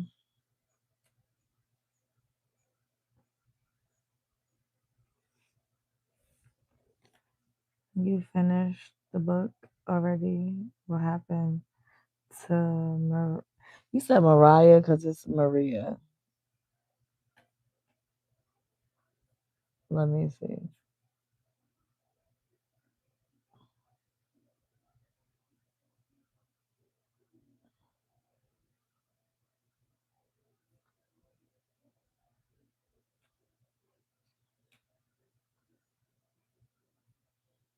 Yeah, because I can't see the chat. Sitting selling them hats. You put on a few pounds. Need to slim down. I'll take your block from you, shorty. If if free enterprise, shorty, I can hustle where I want. Nigga, you in Chicago talking about coming to New York to sit outside on a block you not from and sell weed. What is your problem? Y'all niggas is crazy.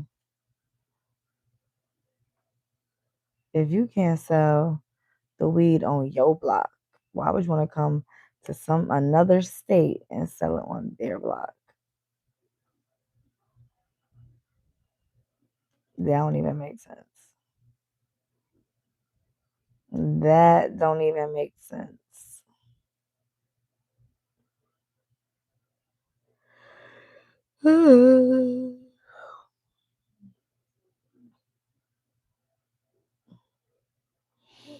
Okay, I could read a book called Turtle Boy.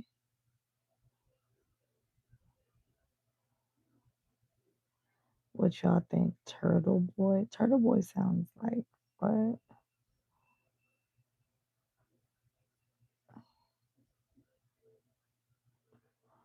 Okay, let's see. What is Turtle Boy about? Turtle Boy. School is out and summer has begun for 11-year-old Timmy Quinn and his best friend Pete Marshall. The heavy, dreary town of Delaware, Ohio becomes a place of magic, hidden treasure, and discovery. But on the day that they encounter a strange young boy sitting on the bank of Myers Pond, a pond playground rumor says may hide turtles the size of Buicks, everything changes. For it soon becomes apparent that the dark secrets about him in the little community For it soon becomes apparent that the dark secrets abound in the little community, secrets which come cupped in the hands of the dead. In a heartbeat, Timmy and Pete's summer of wonder becomes a season of terror, betrayal, and murder. Murder. I'm sorry. Okay, I'm gonna stop. I'm gonna stop. I'm probably gonna read that one though. And it's only a 2-hour audiobook, which is really gonna be like an hour and 30 minutes. So let's type in Turtle Boy. Turtle Boy. Boy. What happened to that boy? What happened to that boy? What did happen to that boy? Can anyone tell me what happened to that boy? What boy were they talking about? Okay. Garage sale books. Bow, bow, bow, bow, bow. Fuck that hoe, cause she a nat. I got issues, yo. I'm sorry. I'm so sorry.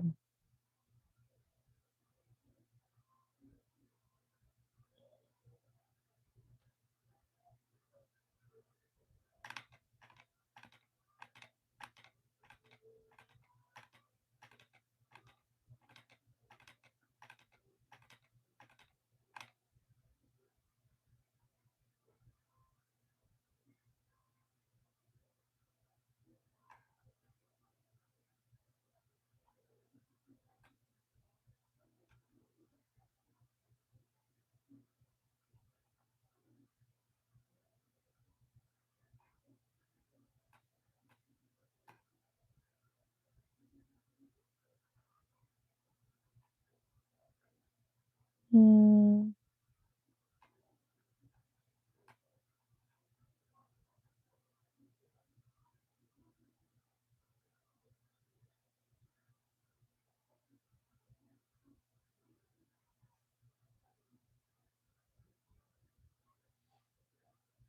Oh.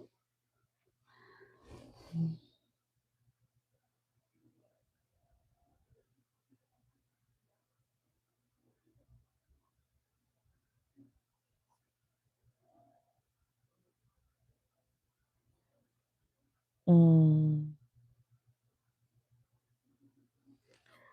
A book about questioning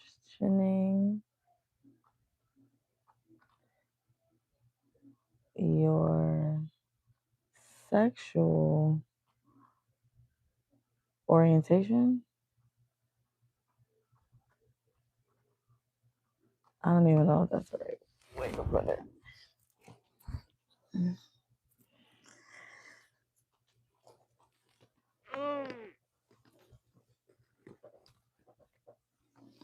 Okay. Oh, my bad. My bad. A fiction book. A fiction book about questioning your sexual orientation. Let's see.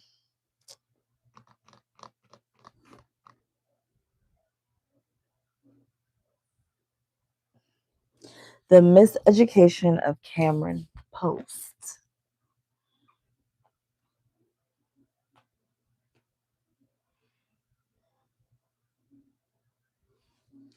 The Miseducation of Cameron Post.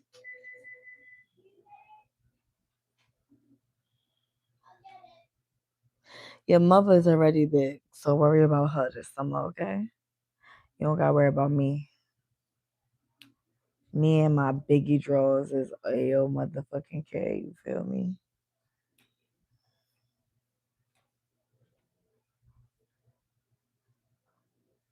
The Miseducation of Lauren Hill. You fucking my thought process up. Wait a second. What was it? The Miseducation of Cameron Post. The Miseducation. Okay. The Miseducation of Cameron Post. Let's see. It's now a major motion picture. Okay.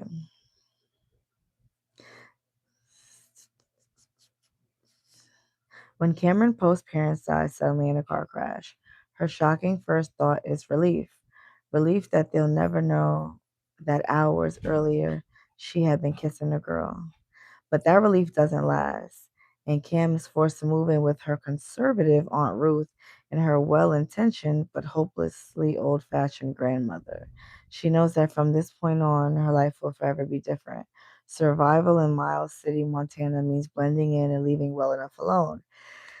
Cam becomes an expert at both. Then Collie Taylor moves into town. Beautiful, pickup driving Collie is a perfect cowgirl with a perfect boyfriend to match. She and Cam forge an unexpected and intense relationship, one that seems to leave room for something more to emerge. But just as that starts to seem like a real possibility, Aunt Ruth takes a drastic action to fix her niece, bringing Cam face to face with the cost of denying her true self, even if she's not quite sure who that is. Don't miss this raw, powerful, own voices debut, the basis for the award-winning film starring Chloe Grace Moretz. I didn't even know she was in a motherfucking movie about some shit.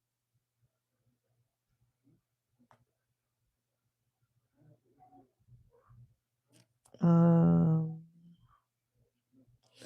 okay, there's another one.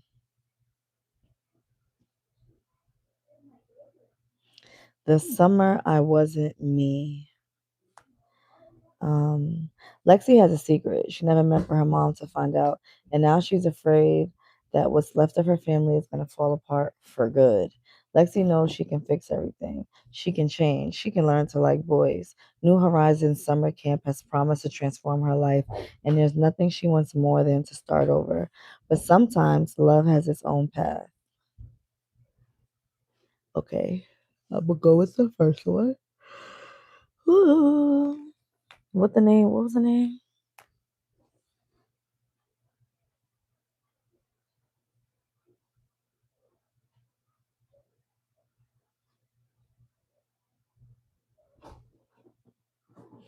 I'm trying to read 150 books.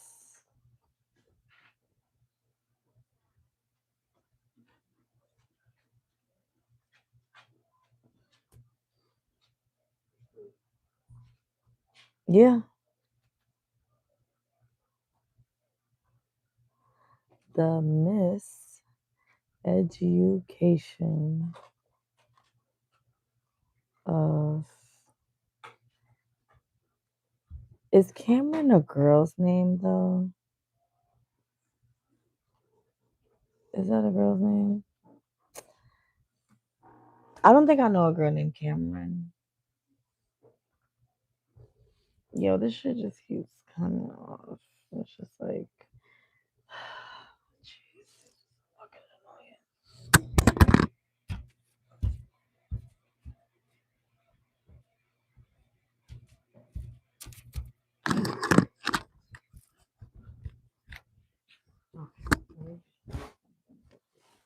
Oh, over here, in my Bible. Oh, shit. Sorry, sorry. About to die, about to death. I just want to live a life. Make my little cozy corner. So I can talk to you guys. Bullshit. Bullshit. Do you hear me? Bullshit. Nah.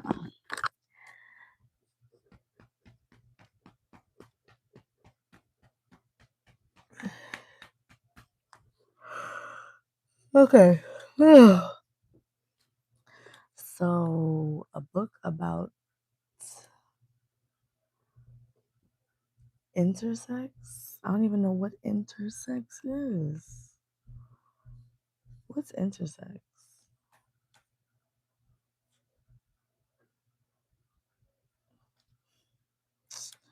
Bruh.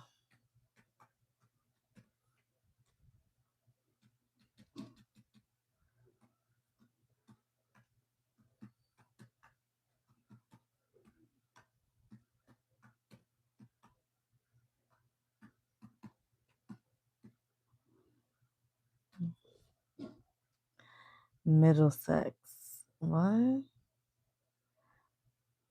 That inevitable Victorian thing.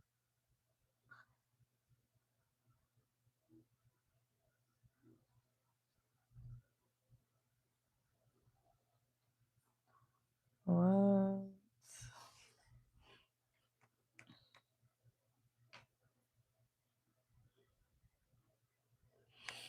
Okay, this one says Victoria Margaret is the crown princess of the empire, a direct descendant of Victoria I, the queen who changed the course of history. The imperial tradition of genetically arranged matchmaking will soon guide Margaret into a politically advantageous marriage. But before she does her duty, she'll have one summer of freedom and privacy in a far corner of the empire. Posing as a commoner in Toronto, she meets Helena Marcus, daughter of one of the empire's greatest placement genetics, and Augusta and August Cullingham, the heir to a powerful shipping firm currently besieged by American pirates. In the summer of high society debutante balls, politically charged tea parties, and romantic country dances, Margaret, Helena, and August discovered they share an extraordinary bond and maybe a one in a million chance to have what they want and to change the world in the process. Set in a near future world where the British Empire was preserved not by the cost of blood and theft, but by the effort of rep- okay, how do you say this word? Reparture, whatever, and promises kept. The Inevitable Victorian Thing is a surprising, romantic, and thought provoking story of love, duty, and the small moments that can change people in the world. Okay. Sold. So that book is going to be intersex. But what the fuck is intersex? I still have to look that up. That, that, inevitable.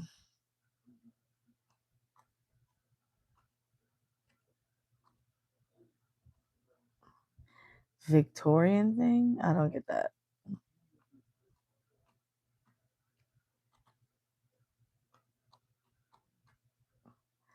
That inevitable Victorian thing. Okay. And then it's a book about asexuality. Okay, now, hold on. Asexuality.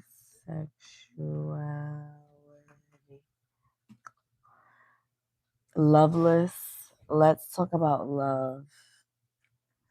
Every heart a doorway. Ugh. Okay.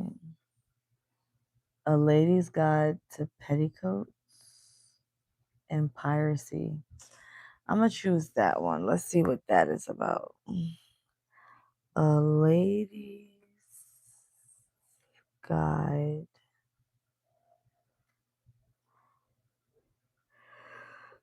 to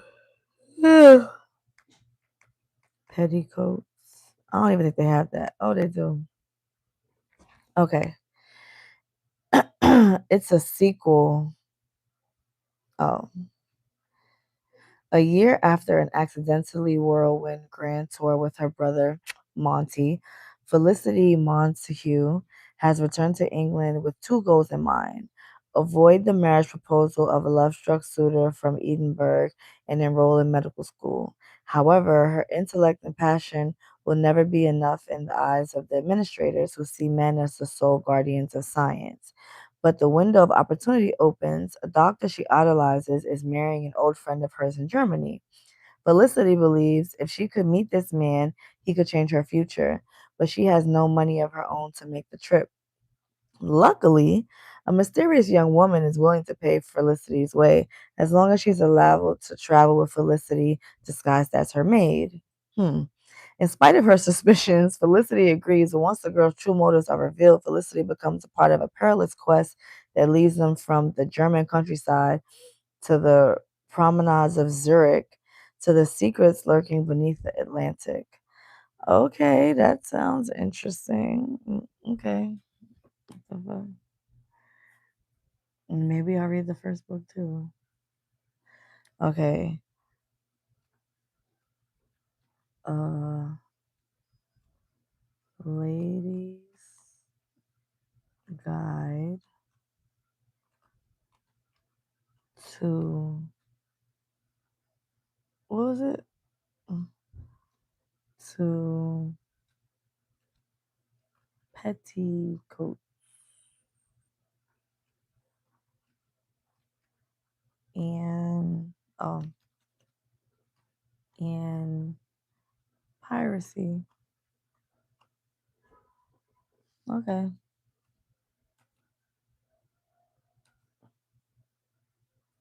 Let me see.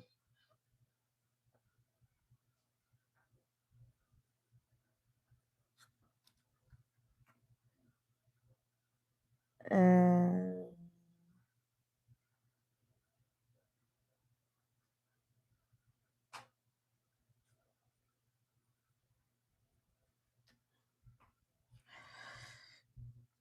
mm,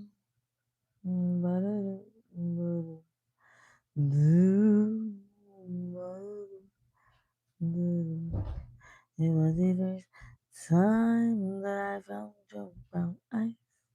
I said hello and I said hi. And then I knew you were the one. And I was caught up in physical attraction. But to my satisfaction, baby, I'm more than you. And if I ever fall, I will be sure that I will. Oh my God, close the fucking curtain. It was closed when you walk by, when you walk in. I need you to close it when you leave. Oh my Jesus.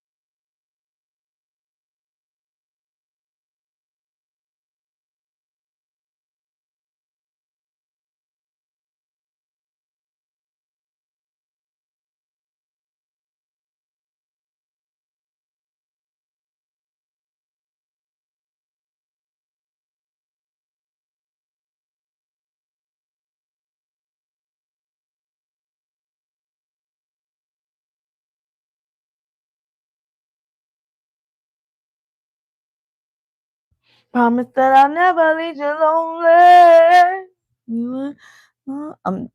I thought y'all wanted to hear my singing. I'm sorry. I'm sorry.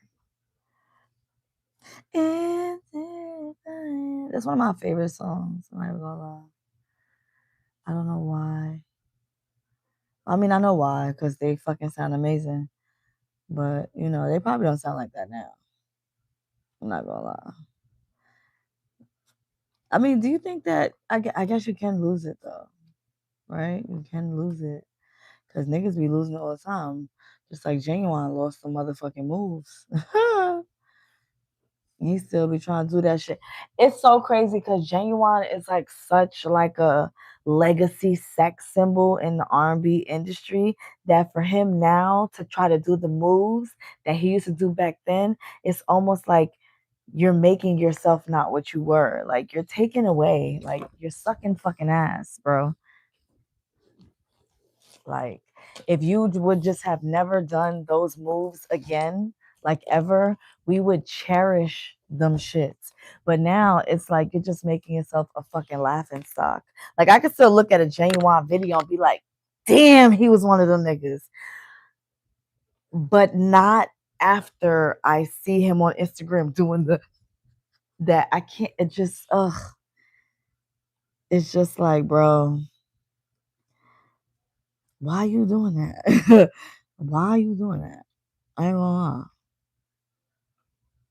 Like,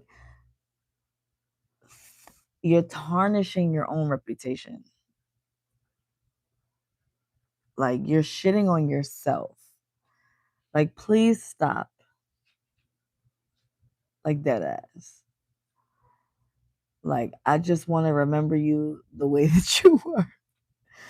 Like I wish he didn't do the things he do because it's like, why you doing this to us? Why you gotta do us like that?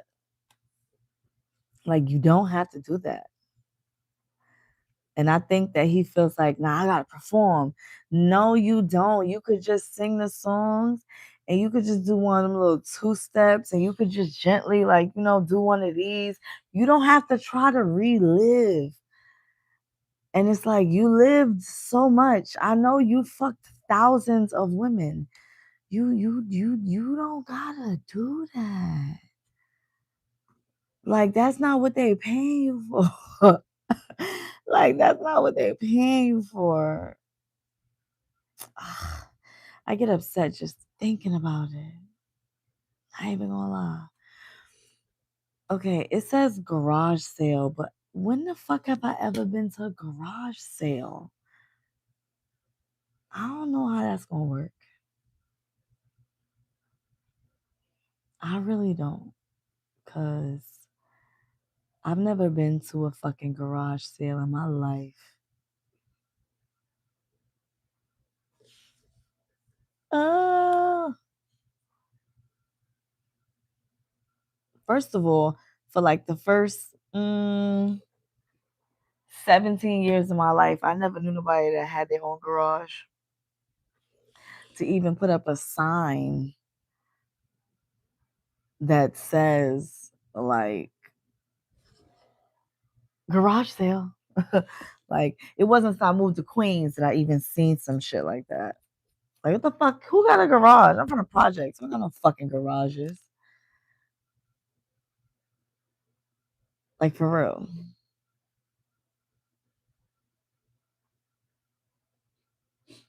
Complete a 24-hour reading challenge.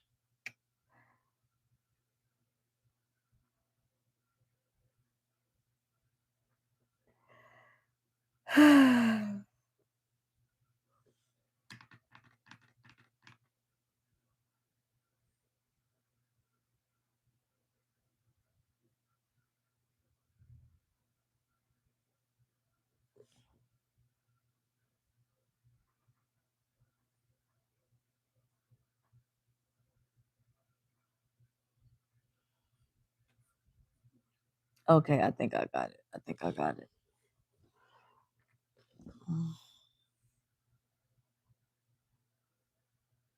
Who the fuck is Unicorn Rhea? What the fuck you talking about? I've been to garage sales back in the day. I have never been to a garage sale. Like, what the fuck? What am I doing in a garage sale?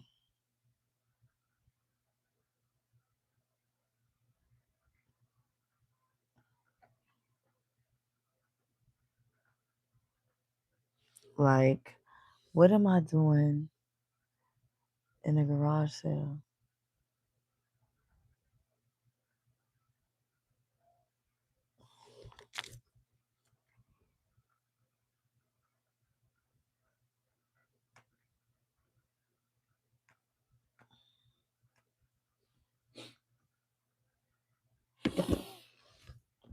I'm supposed to go be meeting my friends at a lounge, and I don't feel like getting up and going.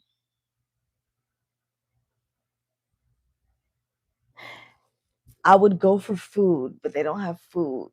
And I don't think I feel like smoking hookah. Genuinely. I don't feel like it. Yeah, I think I would go.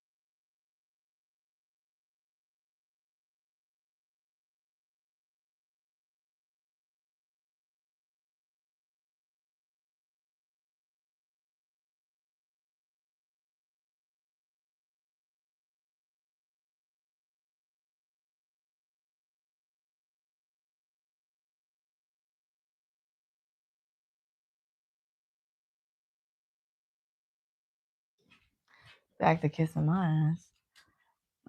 Oh, jeez, that's a lot of ass though. Get some drink is crazy. I'm gonna go for drinks. Oh, I don't drink.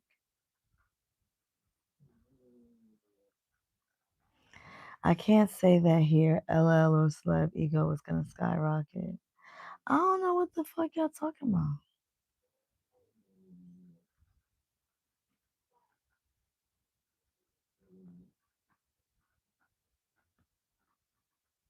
Yeah, it's cold outside too. Like, let me cool.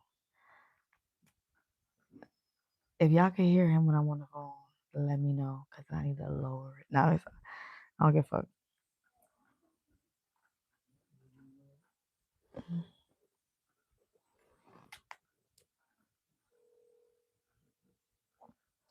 Cause it still says 17 degrees outside.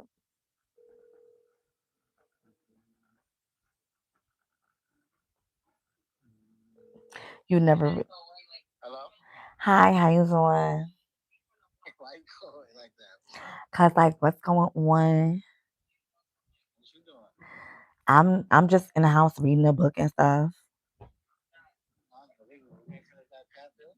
Huh? I'm about to be finished. I got like 2 pages, but like, what you doing? Oh, you there? This is how like the girls was sounding like back in like 2000, 7 and shit. Like they answer phone like, "Oh my god, what you doing?" You remember when we was in high school? It was like, "Oh, so like, what you was doing in class today?" Bitch, my fucking work. What you thought I was doing? Even though you wasn't in school. What kind of therapy session is y'all having up there?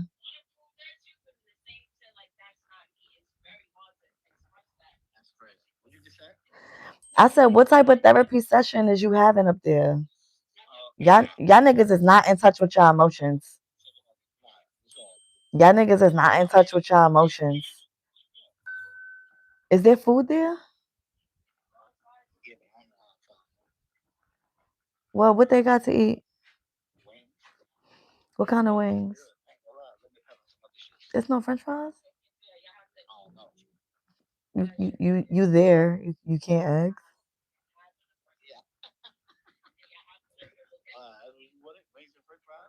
But I want all flats and no seasoning. I don't want no lemon pepper. I want my wings plain. Damn, I gotta get out and go in a snowstorm. But it's nasty outside. Y'all having therapy. Y'all up there drunk and y'all talking about feelings and shit. I'm bringing my book. All right. So what the fuck is the point? All right. Y'all have a good. That don't make sense. By the time I get up and get dressed, it's gonna be like 10:30. By the time I get there, it's gonna be like 10:45. Y'all leaving at 11:30, 11:15. It don't make no sense. Does that make sense to you?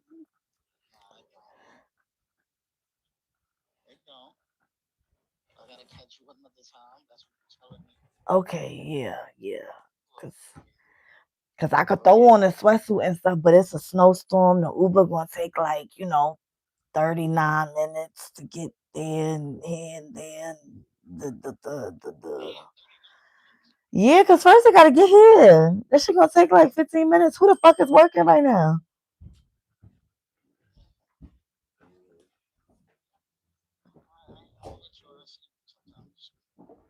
You sure? What time did you get there? So what time did y'all get there? 8 o'clock? Huh. So let me look. Hold on. Let me look. Let me look at my text messages. Cause at 8 o'clock it's open. We gonna go for a few. So like you was actually like on your way there. Y'all was in the car on y'all way there. And you gave no indication that y'all was on your way there. So I'm thinking y'all just got there. You know what made me call you? Because I text the bartender that I was supposed to work, and she was like, "Oh, they there already." And I said, "Excuse me, excuse me, what?" And you know how I know, and you know how she knows because your cousin told her.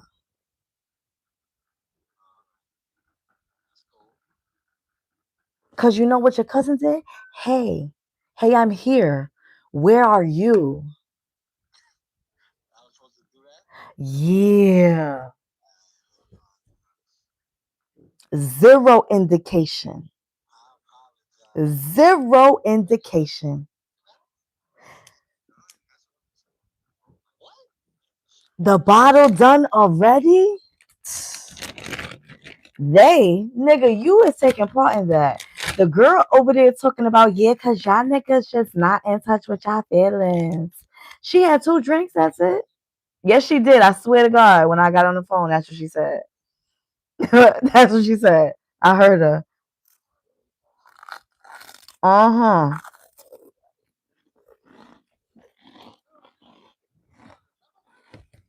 Another one. And I drink a light liquor. Nasty. He ordered another bottle? Oh, I'm about to say, that's crazy. Because y'all ain't finishing a bottle in an hour, that's for sure. I said, yeah, I'm not going to finish another bottle in an hour.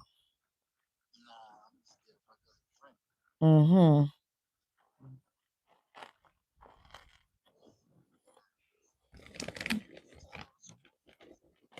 2 more? You don't even drink like that. You doing unusual things.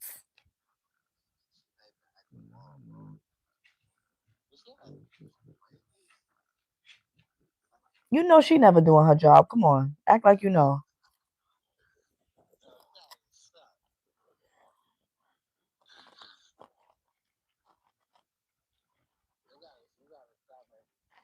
Hmm? I'm just saying. It ain't no chair behind the bar to sit down. So she gotta take her break, you know? Working hard, hardly working, same shit.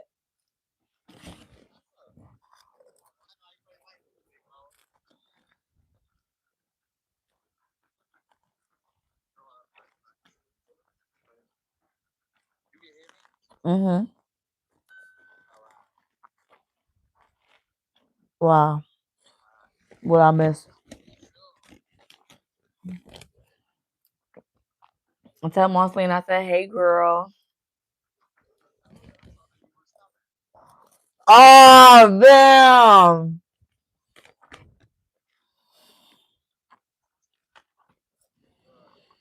Oh, all right, all right. I'm gonna come. I'm gonna come. I'm gonna come. Let me get that. I'm gonna try throwing a special. Bye. Bye. See you in a second. All right. They done told the fucking girl I'm coming. She all anticipated seeing me. We used to go to school together. I don't like to be a liar. Sometimes, not all the time. Oh my God, it's cold out there though.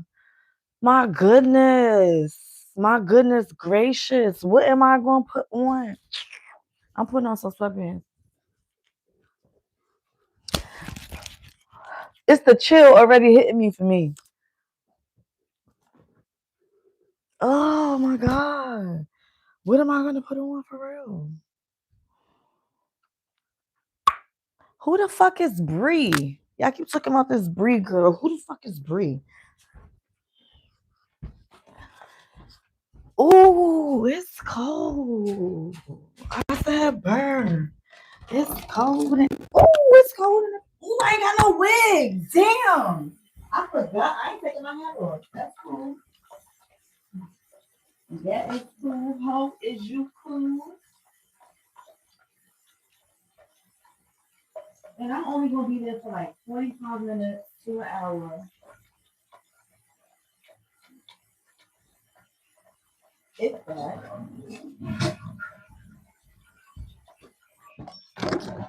How you send a text message like order my fucking wings? Order my food. Let me send that message. And don't forget to order my wings. Don't forget to order my wings. Flats, no seasoning.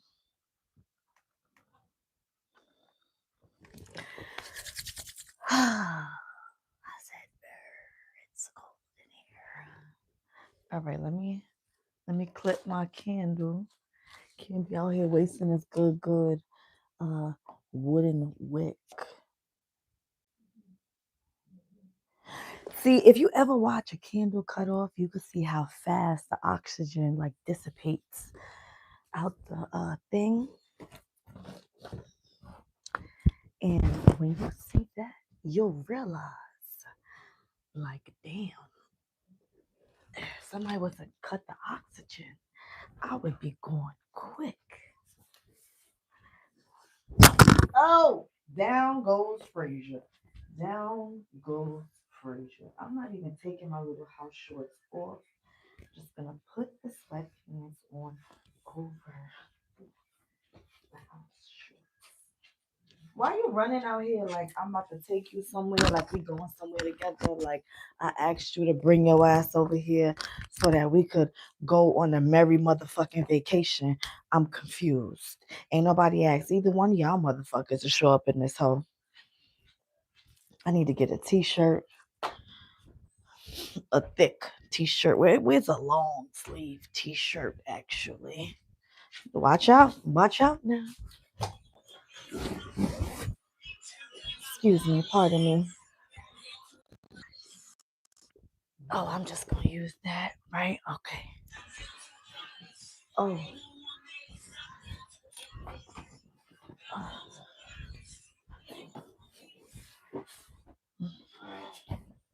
Damn. Oh, there go my sock. I was looking for that. Okay. Y'all, this is some bullshit. I always do this. I always tell people I'm going to come somewhere knowing I got no motherfucking intention of going. And then when they be like, yo, where are you? We waiting for you. I'll be like, oh my God, something happened.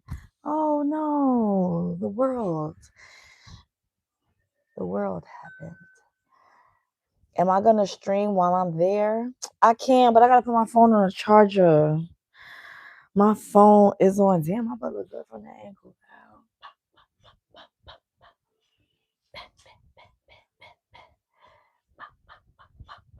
Okay, sorry. Okay. I need socks.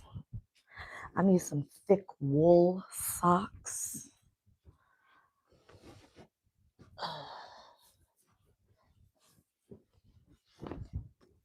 This is some bullshit. I gotta stop telling people I'm gonna be places. Just stop telling people I'm coming. Be lying like a motherfucking rug, and now I gotta keep my lie going. This is some bullshit. Okay, let me find a hat to wear. Damn. What am I gonna wear?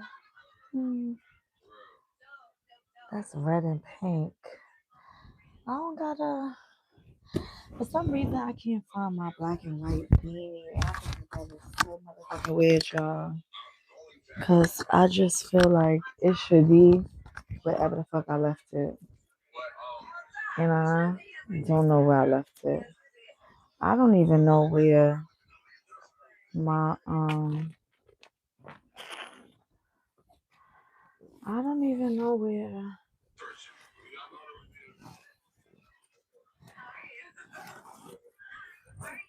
hold on y'all. I'm looking for something. Alright, we just gonna change.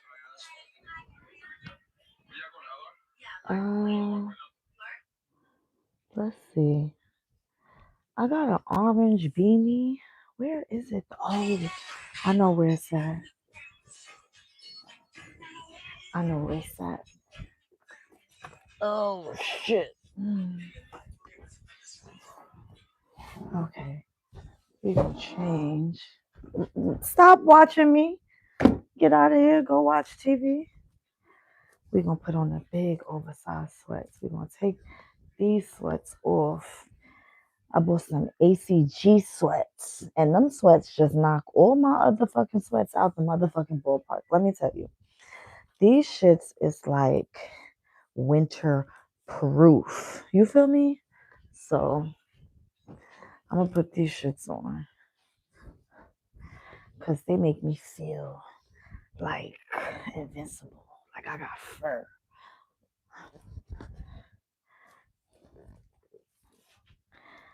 Oh, I gotta change my sweater too.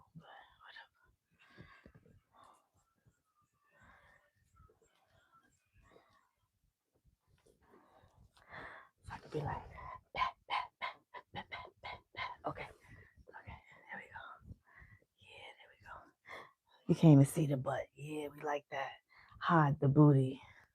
Hide the booty. Because it's the booty, not your beauty. Nah, let me stop. I love me a good pair of Doc Martens. I got like one, two, three. I got like four pairs of Docs. I got one that's my favorite though. I got some ones that got like a heart on it. I don't even want to bring my bag outside, to be honest. Yeah, cause like ain't too many bags about to fit my book. Let me see what we got.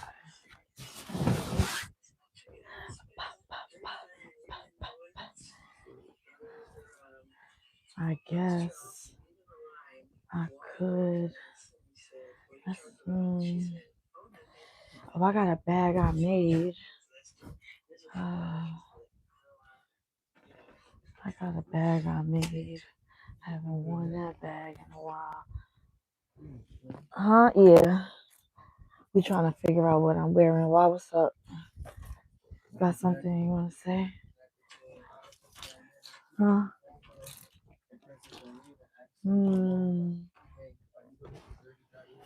Uh-huh.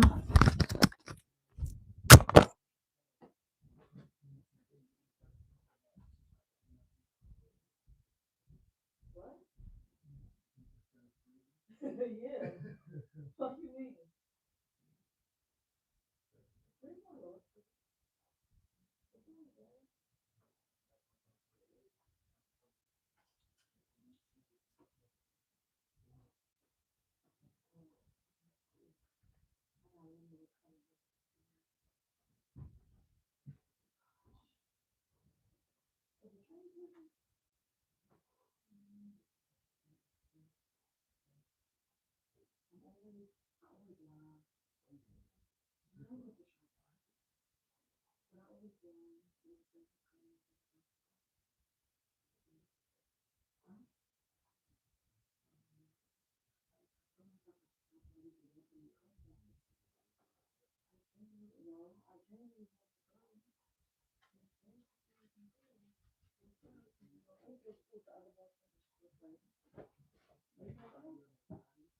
No, I ain't working Friday.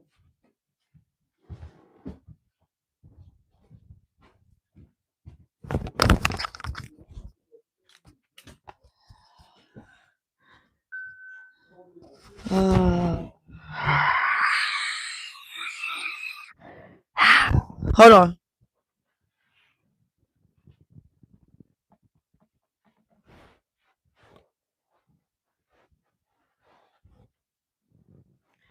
It's 20 and it feels like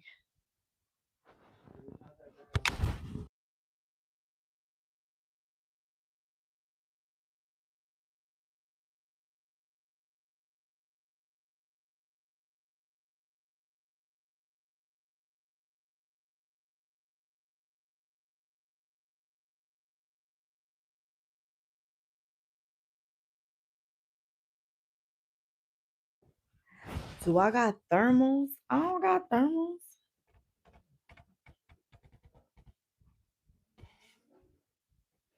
I'm 5'5".